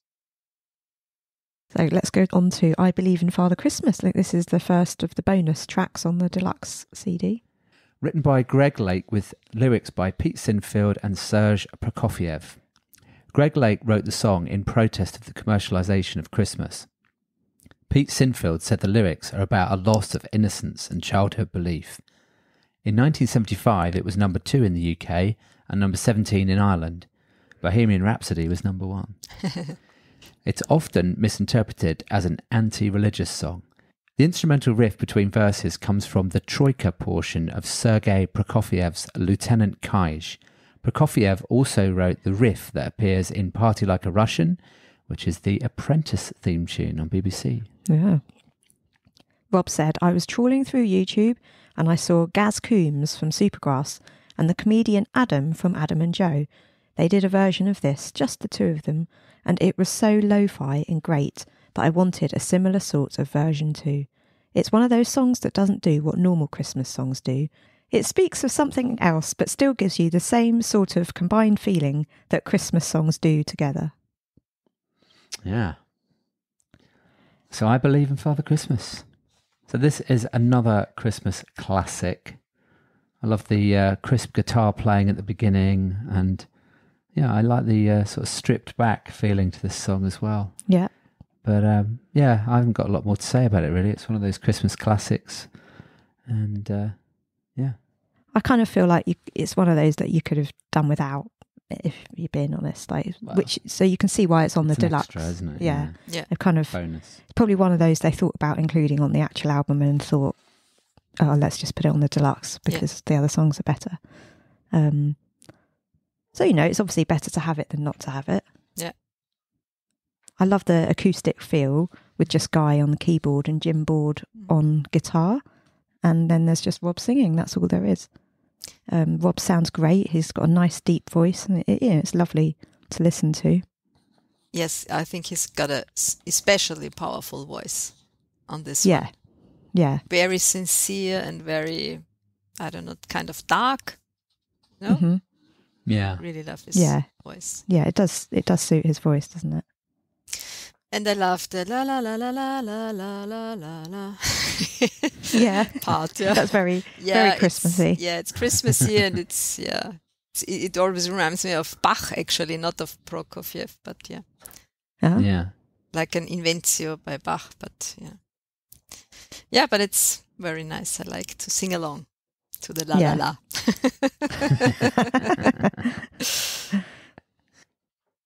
Okay, so shall we move on to Not Christmas? Yeah. Yeah. Written by Rob, Flynn, Tim and Conrad Olsen, Rob said, Not Christmas reminds me of Married with Children by Oasis. I hope it doesn't remind other people too much. For a lot of people, most people, Christmas is a time for rejoicing, but for an awful lot of people too, families are mental, and it's a song about being with and being around a mental family, where Christmas is a symbol of dysfunction. It's sort of magnified, where you should be having a certain experience, but you're not because of the thing, and that's what Not Christmas is about. Basically family arguments, isn't it? Yes. I want to know from Caroline, does he mention money in this one? No, but we have the morbid theme. Yeah. we What do. if I don't come? What if I die? What is it? Death and taxes or something? There was a famous thing about that. Love, death and taxes, or Love death. birth, death and taxes, the only things that are guaranteed in life. That's or something. it. That's it. Something like that. Yeah. No money theme, sorry. So, Caroline, what do you think about Not Christmas? I think it describes kind of toxic relationships. Yeah. In a very nice way, nice air quotes. Yes. It's. Do you say disillusioned? Yeah. Yeah. Mm. There are no more illusions. When he says, "I was gonna give it all to you," you'd probably just return it and still be disappointed. So it's really, it's not Christmas. So it's not a song I would put on a Christmas playlist, to be honest. No. Just because of the lyrics. Yeah. Yeah. Yeah. Also, what if I'm right? What if you're wrong? You knew you'd end up in a song of mine. That's one I love. Yeah. But the melody is disjointed. The words are cobbled together, or just like me and you. I think it's, I love it. Yeah, from the lyrics. I really love the lyrics, but it's, Yeah. for me, it's definitely not a Christmas song. Right. It's about Christmas, and it's about this horrible experience some people make at Christmas. But yeah, the one word that's standing out for me, you can imagine, I suppose, is the word queuing. Yes, of course. I hadn't noticed that, actually. No, I'm not queuing up to take the abuse. Yeah. I normally notice that. Yeah. So. My favourite bit is but the melody's disjointed, the words are cobbled together. Yeah. Because I love how the melody is kind of actually a bit disjointed or a bit of a different key to the rest at that point. It really sort of is really clever, really stands out. And the same with, they've all come back to haunt you, just like the ghost of Christmas. Yeah. Like that.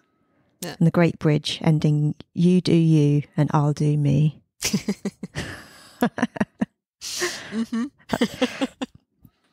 That's a good phrase for life, isn't it? You do you and I'll do me. Yeah, it is.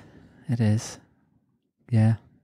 It's kind of a bit of a sad song about the darker, possibly real side of Christmas for many people, I guess. Yeah. It's not perfect. I mean, there is a bit of a theme going through some of the more parody sort of songs about, the real side of Christmas. Yeah. Yeah, but that's not only the real side, that's the really dysfunctional side. Yeah, well, yeah. So the other end of the scale. Yeah. Not the normal, not perfect, but yeah, the kind of traumatic. Toxic. Toxic, whatever you want to call it. And then the first bit to the lyric in the bridge that you were talking about, Lucy, what if I'm right and what if you're wrong?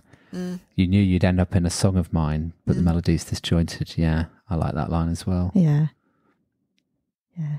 It's really well written. But it's makes you feel sad listening to this. It does a bit. Yeah. Which is why it's not Christmas. Yeah. It's not Christmas, yeah. It's not Christmas and it's not Christmas. Yeah. Should we move on to a different one? Yeah. Yes, please. Merry Christmas. Written by Rob Brahim Faradi, Edwin Serrano, Memru Renjan and Carlos Vrolik, and produced by Project Money. This is the Christmas song Rob mentioned he'd written with Project Money when he did the Under the Radar 3 track-by-track commentary.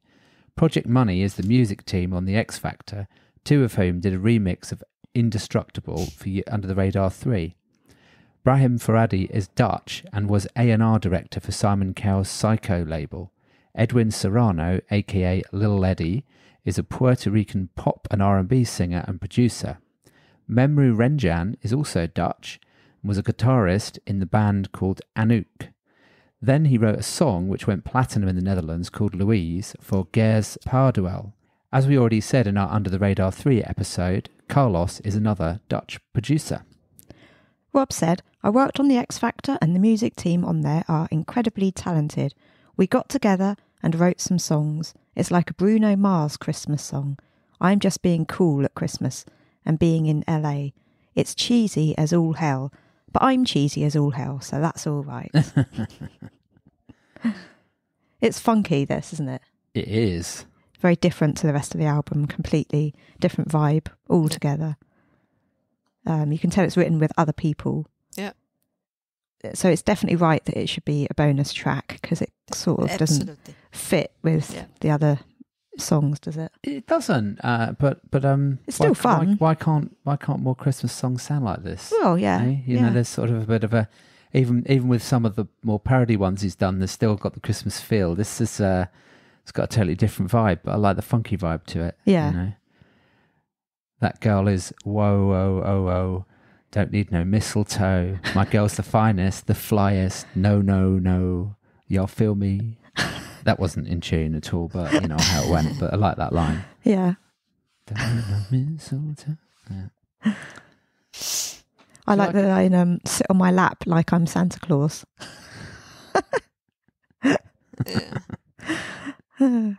December 25th going down like this. Oh dear. But he said it was very hard to write a Christmas song that didn't have the word Christmas in the lyrics. Yeah. He almost achieved it with this one by changing it to Merry Christmas. Yeah. And that's what I love most about the song is the title. Yeah. Ah, Yeah. it is good, isn't it? Yeah, that's really good. Otherwise, it's not my favorite. Right. That's a bit different, isn't it? Yeah, I just, I don't know. Yeah. Can't really describe it. It's just, it's nice and it's funny. It's okay, but it's not, Yeah. not emotional or something for me. Yeah. No, it's not emotional, that's for sure. Yeah. But my friend Evelyn, who I told you about, likes it because her last name is Kiss. Ah. Wow, that's a cool last name. It's my song. What, spelled Kiss? Yes, spelled like that. Oh, Yeah. cool. Wow, she's got her own song now. So should we go on to It Takes Two? Yeah. Yes, please. Written by Sylvia Moy, William Stevenson, and produced by Trevor Horn, Rod Stewart, and Bernard Edwards. It was originally recorded by Marvin Gaye and Kim Weston in 1965, and it peaked at 16 in the UK, 14 in the US. Rod recorded a version with Tina Turner in 1990, which featured in a TV ad for Pepsi. It reached number 5 in the UK and number 1 in Denmark. It's also been covered by Donny and Marie Osmond. There we go. So it's kind of weird that this song's on the album, isn't it? Because it's not a Christmas song at all. Gives a home for it, I think. Yeah.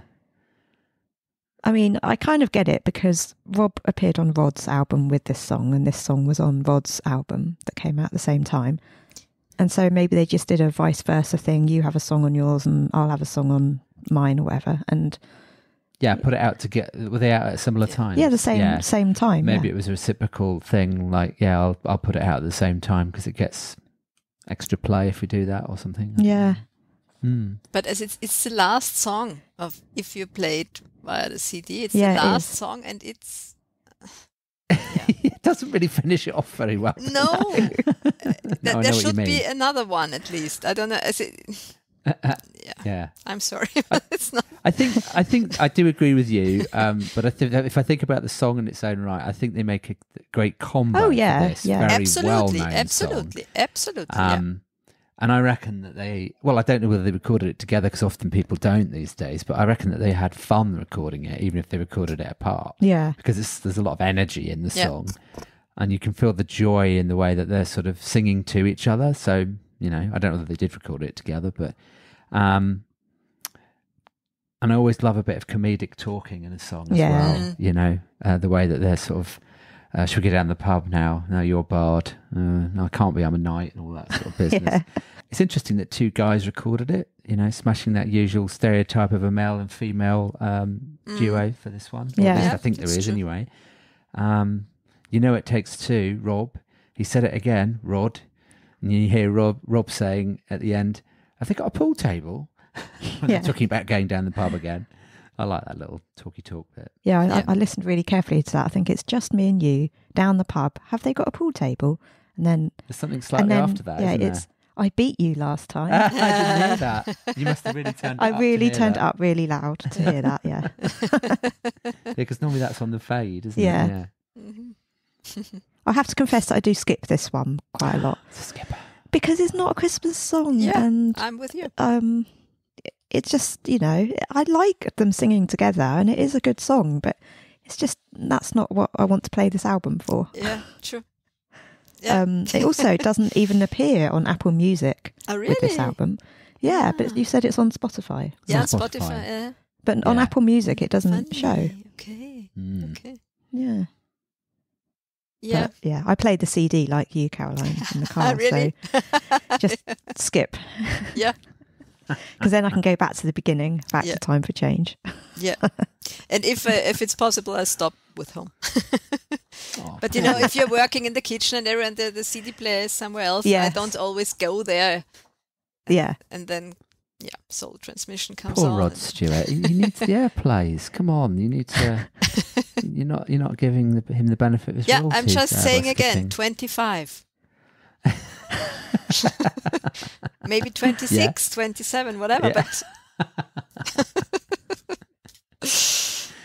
Yeah. Oh, so we've established that you both don't like that being on the last Well, it's not that I don't like the song. No, It being just, on the last track of the CD. Yeah. Yes, that's the point. So let's move on to something else. something very different. Yes. Can't Stop Christmas, which isn't on the CD, but is on the album because it came out the year later. And it's on the album on Apple Music and Spotify, isn't it? Yes. Yeah, updated. Yeah. To add that one. Written by Rob, Carl, Owen, Ben and Chris Heath. Produced by Guy and Richard Flack. The choir and band was made up of their families, children and Rob's usual band members to keep COVID spreading to a minimum, most probably. It was released on the 20th of November 2020 and reached number 9 in the UK singles downloads chart, number 2 in Belgium, 19 in Sweden's Heatseeker chart and 69 in the official German chart. When questioned on whether he might get a Christmas number 1 song, Rob claimed that the days of him being up in the singles chart have moved on. I'm an albums kind of person now, which is wonderful, but I don't even look at the charts now, and I wouldn't even think that I would get anywhere near up there. But if I did, it would be a Christmas miracle, and I'd be very grateful. Rob stated, "It was a lot of fun to write, and I hope we got the tone right, and I hope that it just makes people smile. I hope people find it mildly amusing and uplifting." In an interview with the Irish Independent, he said, "I was made to write the song by my wife. I had written 50 songs for the Christmas present, and I didn't want to do any more. But she said, 'You're missing a trick. Look, you know you've got to document what's going on in the world right now, and do it with some humour.' I said, 'I'm not doing that because all the musicians in the world are going to be doing that right now, and I can't be bothered, thank you very much.' And then she made me, and then she gave me the title and some of the lyrics. So it's kinda Ida Williams' project lived out by me." I love that. I'd have forced him into it. On their podcast, Rob said he had been planning to release Bad Sharon in 2020. Ida came up with the concept and the Santa's 2 meters away line. Ida said, "Because we're in a really special time this year and we've all gone through this collective journey that's been so trying, it's really important to try and spread some hope because we've all felt a bit hopeless. I thought we needed an anthem, something to get us through, something to feel positive about, because we're all talking about restrictions and we think there's going to be a lockdown at Christmas, and will we be able to see our relatives? There needed to be something that sent out the message that no matter what the situation is, whether we can get together or be in a bubble, is that you can't stop Christmas. The religion of Santa doesn't get stopped by COVID." Rob said, "Originally it was kind of punky, anarchic, shouty. It was pointed out that some of the lyrics needed to change. It wasn't rebellious like Go and Mix Together." Ida replied that it was more fuck you COVID. In a 2022 interview, Rob said of this song, "When I released a Christmas song as a stream a few years ago, the following happened. I called the guy I wrote it with and wanted to know how it works. His answer was, 'Oh, fantastic, 12 million streams.' I thought, wow, that sounds great. But when I recalculated a bit, I realised that it corresponded to about £6,000, nothing more. This says it all about today's industry." Caroline, do you like Can't Stop Christmas? I love Can't Stop Christmas. Absolutely love it. Yeah. The one little fact I especially love is the thing with the toilet paper. Oh yeah, where he's shopping online and it's sold out. Yes. Because that was really such a, I don't know, not funny. It was so strange. Yeah. These times. So yeah. the same happened in Vienna, right? Yeah, of course. Yeah. No toilet paper. Nowhere. It was really, we have those little snow globes. Yeah. Do you know this? When you Yeah. and there are ones with a little toilet paper roll. Oh my God. It's really funny. I always laugh when I see this. I think the lyrics are amazing. Yeah. It's so much on the point. It covers the pandemic as it was. It's not only funny, it's also like it was. Yeah. Horrible and hard on everybody and everything, and this social distancing and everything. But it's also, of course, funny, and I think his lyrics are really brilliant. The people gonna need something to believe in after a year of being in Yeah. Yeah, I think that's... Yeah, and well, the sanitizer thing, of course. Yeah. Because we know he loved them already before. You already had some past there, yeah. Yeah. Yeah. And I love this, why, oh why are we all waiting, the whole damn world anticipating, beyond boredom and frustration, the planet's locked in what-ifs and maybes. So, Yeah. yeah, that was the feeling, It at was. least for us Yes. here. Yeah. And there's something Locked. poignant about when those lines are underscored by children singing Yes. it as Yeah. well. Yeah. It's yeah. like, why, they're singing. There's something Yeah. about the kids singing those lines that brings it home even harder. Yeah. Yeah. Yeah. Yeah. You had homeschooling as well, right? Yes. Yeah. In England. Yeah. Yeah. Yeah. For the kids, it was still harder, maybe. Yeah. Mm. I think it really Yeah. encapsulated 2020. didn't it? Oh, Absolutely. oh, yeah. And it's funny because he says on the end of the Christmas past, I mean, you surely talked about this. He Yes, has this yeah. kind of wish for Oh, yeah. for the next year. And, Yeah. Coco's And- Lullaby reprise, yeah. yeah, and kind of as if he knew Yeah. Yeah, it was weird. what's going to happen. Yeah? I think the Yeah. best line is Santa's on his sleigh, but now he's 2 meters Oh, I away. agree. That's, Yeah. that's optimism. It's so funny. Absolutely true. And when that's the video when he's trying to. Ida came up with that sorry. line. She did. Yeah, Yeah. well done, Ida. Ida doesn't even have a writing credit for that. Oh, Ida, come on. Really? No, she's not listed as one of the writers. Kudos to Ida for the concept, the line, and forcing Robbie to do this song. Yeah. Encouraging, let's say encouraging. I'm sure she didn't force, but The line, the high street lights are out, there's nobody about. Oh, it's just sad, yeah. sad, isn't it? yeah. Yeah. Or also so I wonder who's gonna decide if we can do the Auld Lang Syne. I wish that I could do what I like. With this family of mine, we're going out of our minds. Yeah. Yeah. And that's no matter how rich you are, Yeah. how big your house is, you're going out of your minds with this distancing. Yeah, Yeah. Yeah. Or except for Rob, because he likes staying in his house Yeah. all year round. yeah, but I'm not sure if he likes to Be told to stay. to be told to stay. Exactly. I'm not sure if he really likes Yeah. No. that. I think he wants to decide on his own. I think it's a good song about hope in very difficult times. Yeah. And I like the same line that you mentioned, Caroline, when the kids are singing, why, oh, why are we Yeah. all waiting, the whole damn world anticipating, beyond boredom and frustration, the planet's locked in what if and maybes. Yeah. Yeah, what if and maybes it was, wasn't it? Yeah. Mhm. What do I Yeah, believe? Is that absolutely. right? Maybe. I don't know. What's the advice? Yeah. And let's lie to Santa Claus. Tell him it's 1984. Like in Yeah, George that's Orwell's dystopian science fiction novel. Looked it up. Mm-hmm. Ooh, Oceania is governed by the all-controlling party, which has brainwashed the population into unthinking obedience to its leader, Big Brother. That's apparently what that book is about. Yeah. We all know that Rob likes a conspiracy theory. Oh, so, yeah. so it's very him to put Yeah. that line in there. Yeah. Absolutely. Sadly, some friends disappeared. I Yeah. always wonder what this means. Mm. Did they die?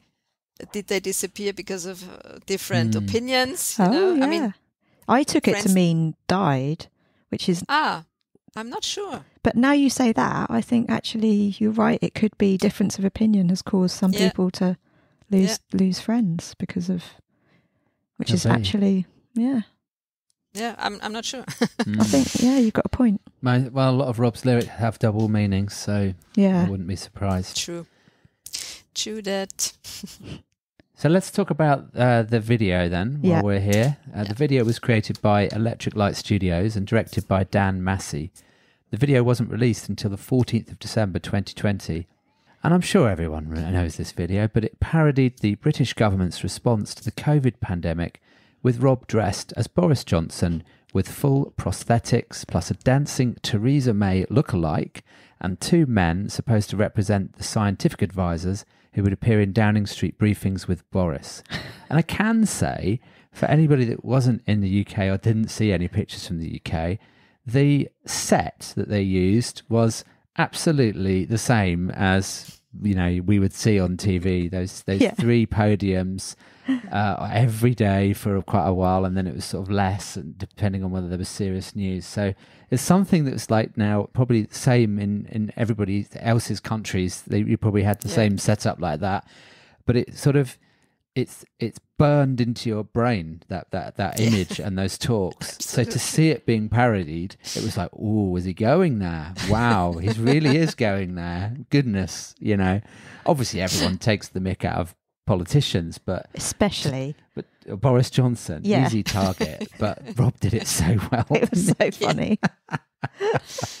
He's a caricature of himself, Boris Johnson. I mean, it's hard to believe he's a real person. So when you see someone else doing it, oh God. I think our kids thought it was hilarious, didn't they? Yeah. As well. It has actually got quite a lot of hits on YouTube, this video. Yeah? It's quite up there for all of his videos.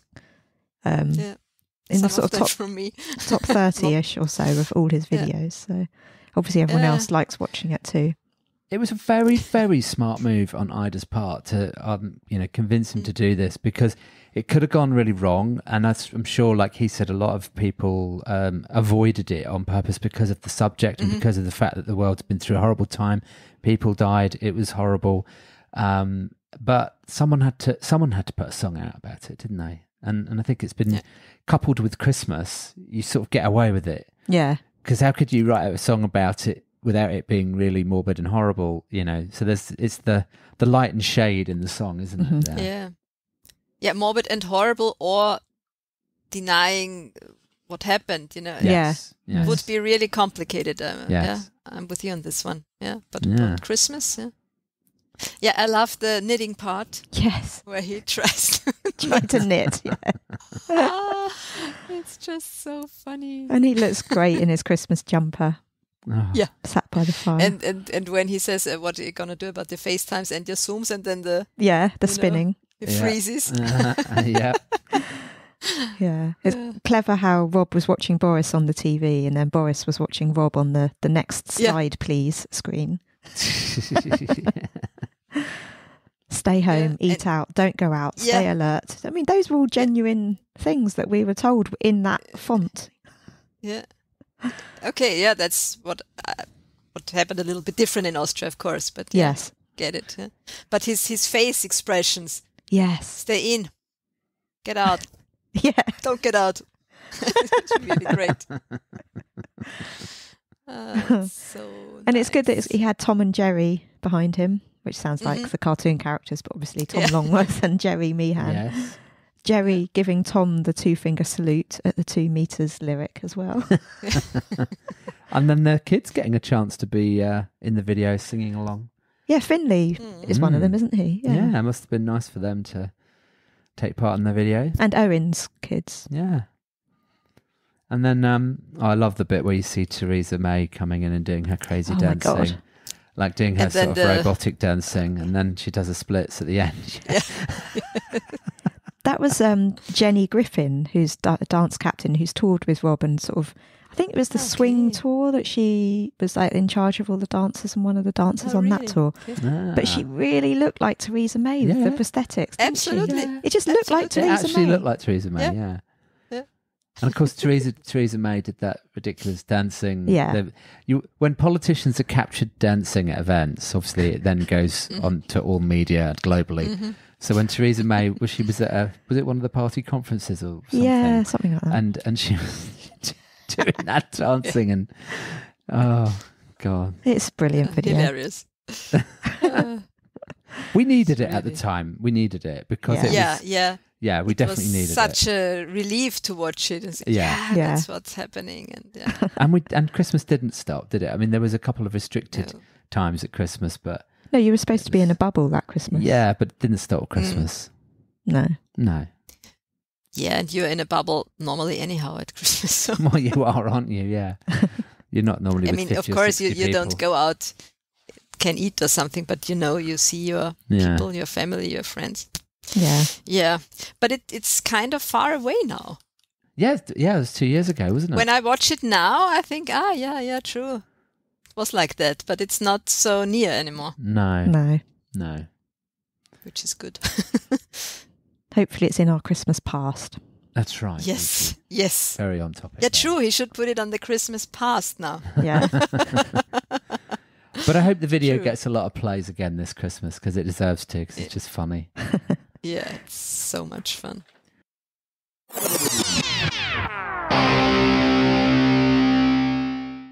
So, just before we wrap up this episode, make sure you subscribe to the podcast so you don't miss out. And also, Lucy and I would really appreciate it if you can leave us a star rating. You can do this on both Apple and Spotify podcasts. We would also love it if you could write us a short review, and you can do this on Apple. Don't forget, you can check out our episode notes for each episode and links to all tracks and videos at robbiewilliamsrewind.com. You can also email us at email@robbiewilliamsrewind.com. Please also follow and chat on our social channels. It's at RewindRobbie on Twitter, Instagram and TikTok. And you can also like and follow our Facebook page, Robbie Williams Rewind. And before we return to this episode, you might also consider sending us one of your own Robbie stories for the show. Just record a short audio clip on your phone and email it to us. Please check the website for more details. Thank you.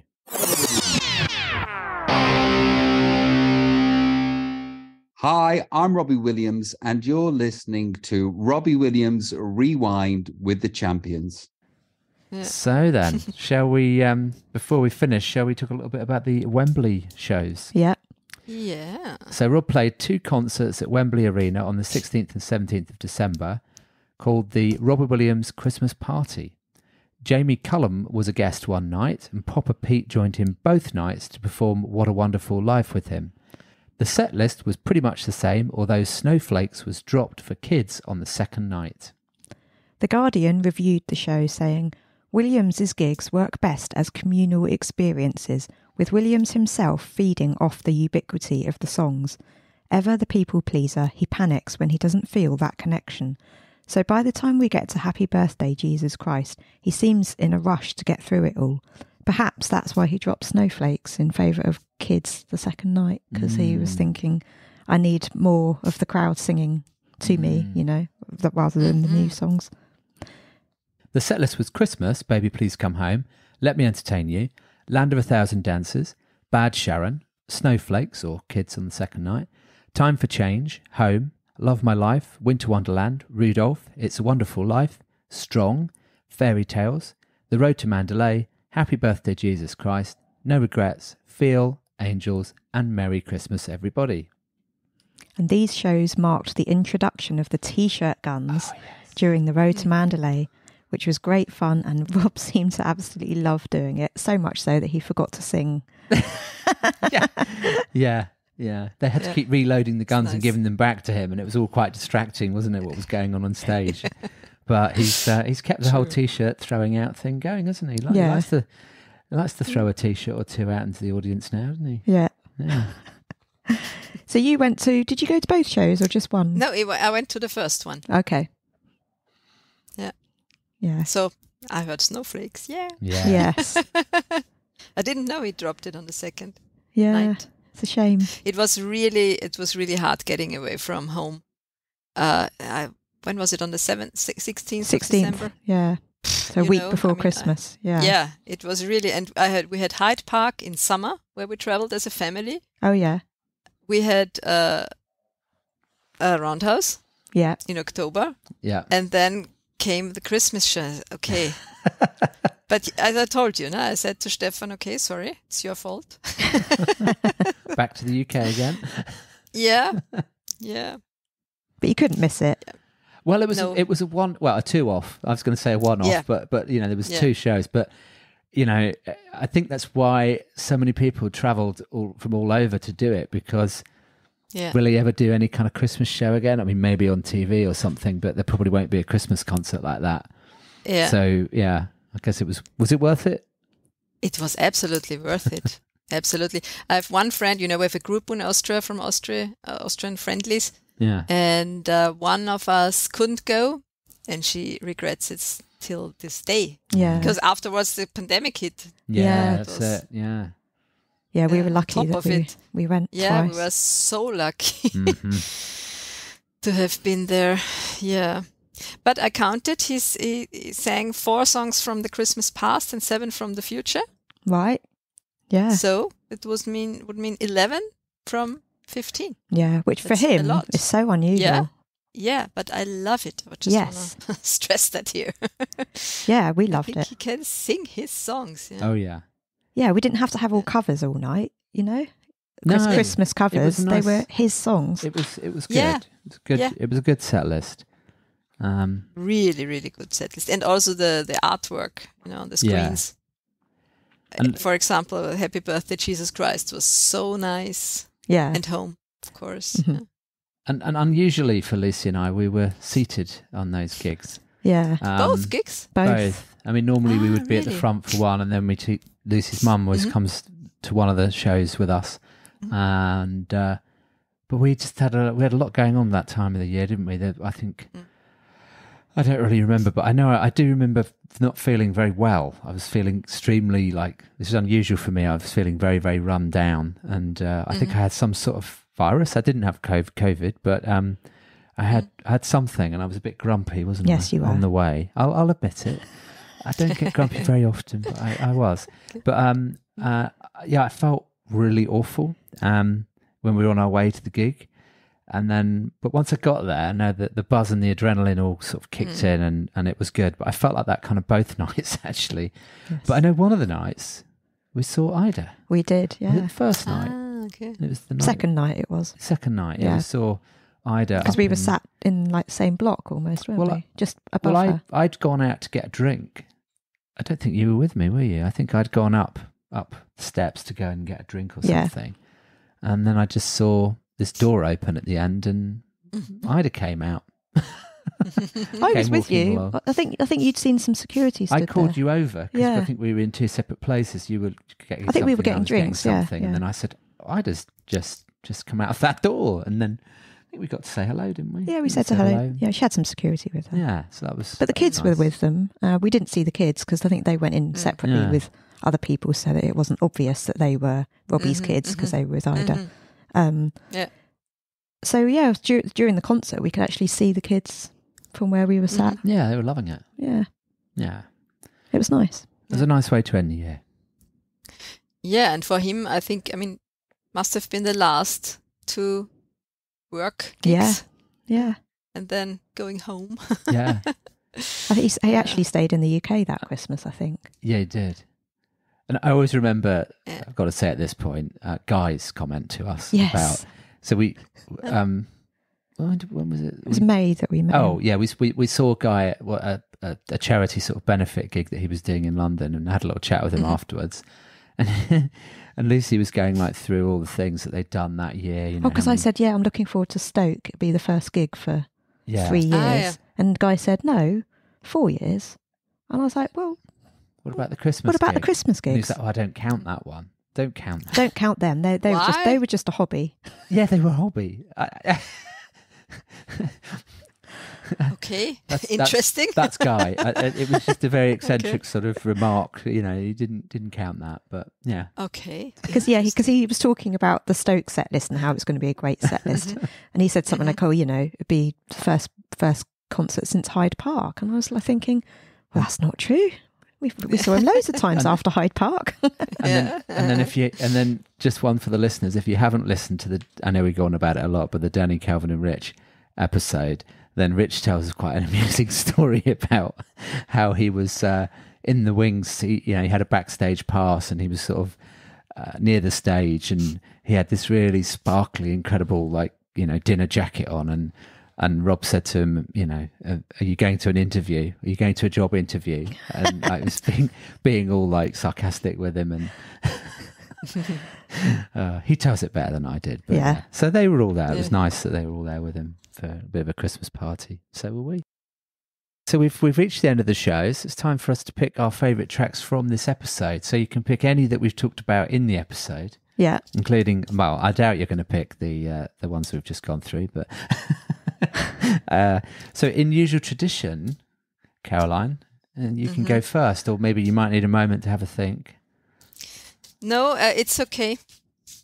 It's absolutely. Actually, I can't decide, so I just decide because it's That's not the best really way possible. when you can't decide. Yes, because I'm hoping on Lucy on one thing. So I would. Or you don't have to go first if you want us to, but it's always it's guests, privilege to go first. No, it's okay. Go for it. I would choose Happy Birthday, Jesus Christ. Lovely. And why is that one high up there for you? Because, as you know now, Yes. lots of are high up there because of the lyrics. Yeah. Actually, because I love them very, very much. Yeah. And we have still 2 other songs. And you've got your special jumper on, which says... Yeah, the love jumper. So What does your jumper actually say? love actually is all around. Love actually is all around. Yes. You know, like the film, Love Yes. Actually. Yes. Hmm. But for me, it's the Rob.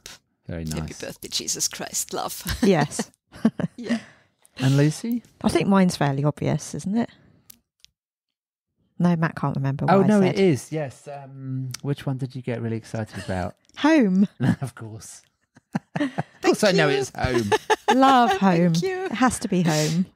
Brilliant. Yeah. Brilliant. It could be on any Robbie album. It wouldn't have to be on the Christmas album. It could, it's just beautiful. Yeah. Well, that was one of I always go for like a top 3 just in case the other guests pick mine. And home was one of them. Right. And then it was Soul Transmission because I really love that, but that's not going on there. I've got to kind of have something a little bit different from what you two have picked, and that has to be Bad Sharon. Purely because of the comedy value of that song, and it needs more airplay, and it's just It's a brilliant. classic and so clever. Yeah. It's perfect. It's It's a hilarious. perfect selection. Yeah, it is. It's a good mix. So thanks for listening, everyone. If you tune into the next episode, we're going to be joined by Robbie from Canada. Yeah. As in not Robbie Williams, but Robbie Another from Robbie Canada. that we know. Yeah. Yes. And he's going to be talking about the first CD on 25 with us. Yeah, so our rewind isn't quite going as far back as it used to anymore. We're kind of getting close to the current day, which is interesting. So that should be a good episode. So, Caroline, thank you so much for joining us. Thank you for having me. It's so nice. Yeah. It's our absolute pleasure. And we always enjoy being at gigs with you because you're always, I don't know, you're on our frequency. There's something nice about when we see you smiling, coming towards us. It's like, there's Caroline, quick, come and be with us. And I know that we've watched a few gigs together, and it's been lovely seeing you in different parts of the world. And hopefully next year we might get to bump into you somewhere. I'm not sure we're going on to the same No, I don't gigs, think we are. but never know what might You happen. never know. Yeah. I might have to spare tickets for Vienna. Oh, We love Vienna. When we came last time, Yeah. we absolutely had the best time in Vienna. We had a little holiday 2017? Yeah. there. Yeah. Beautiful. Yeah, that Absolutely. was- Just the best time. wasn't Yeah. it? So nice. Yeah. good. So, Yeah, thank you very much. Very, very, very much from the bottom of my heart. Aw. it's been a pleasure. Merry Christmas. Yeah. Yes. Merry Christmas to you Okay. and to yours. And Merry And Christmas to all our listeners. Have a lovely Christmas time. We'll see you in 2023. Merry Christmas and a Happy New Year, Yeah. of course. Yeah. We'll all be playing Happy New Year and Happy New Year's Yeah. Day, won't we? We will. Okay. All right. Take All care. right. Okay. Thanks Yeah, very you much then, too. Caroline. Bye. See you soon. Bye. Bye. Robbie Williams Rewind.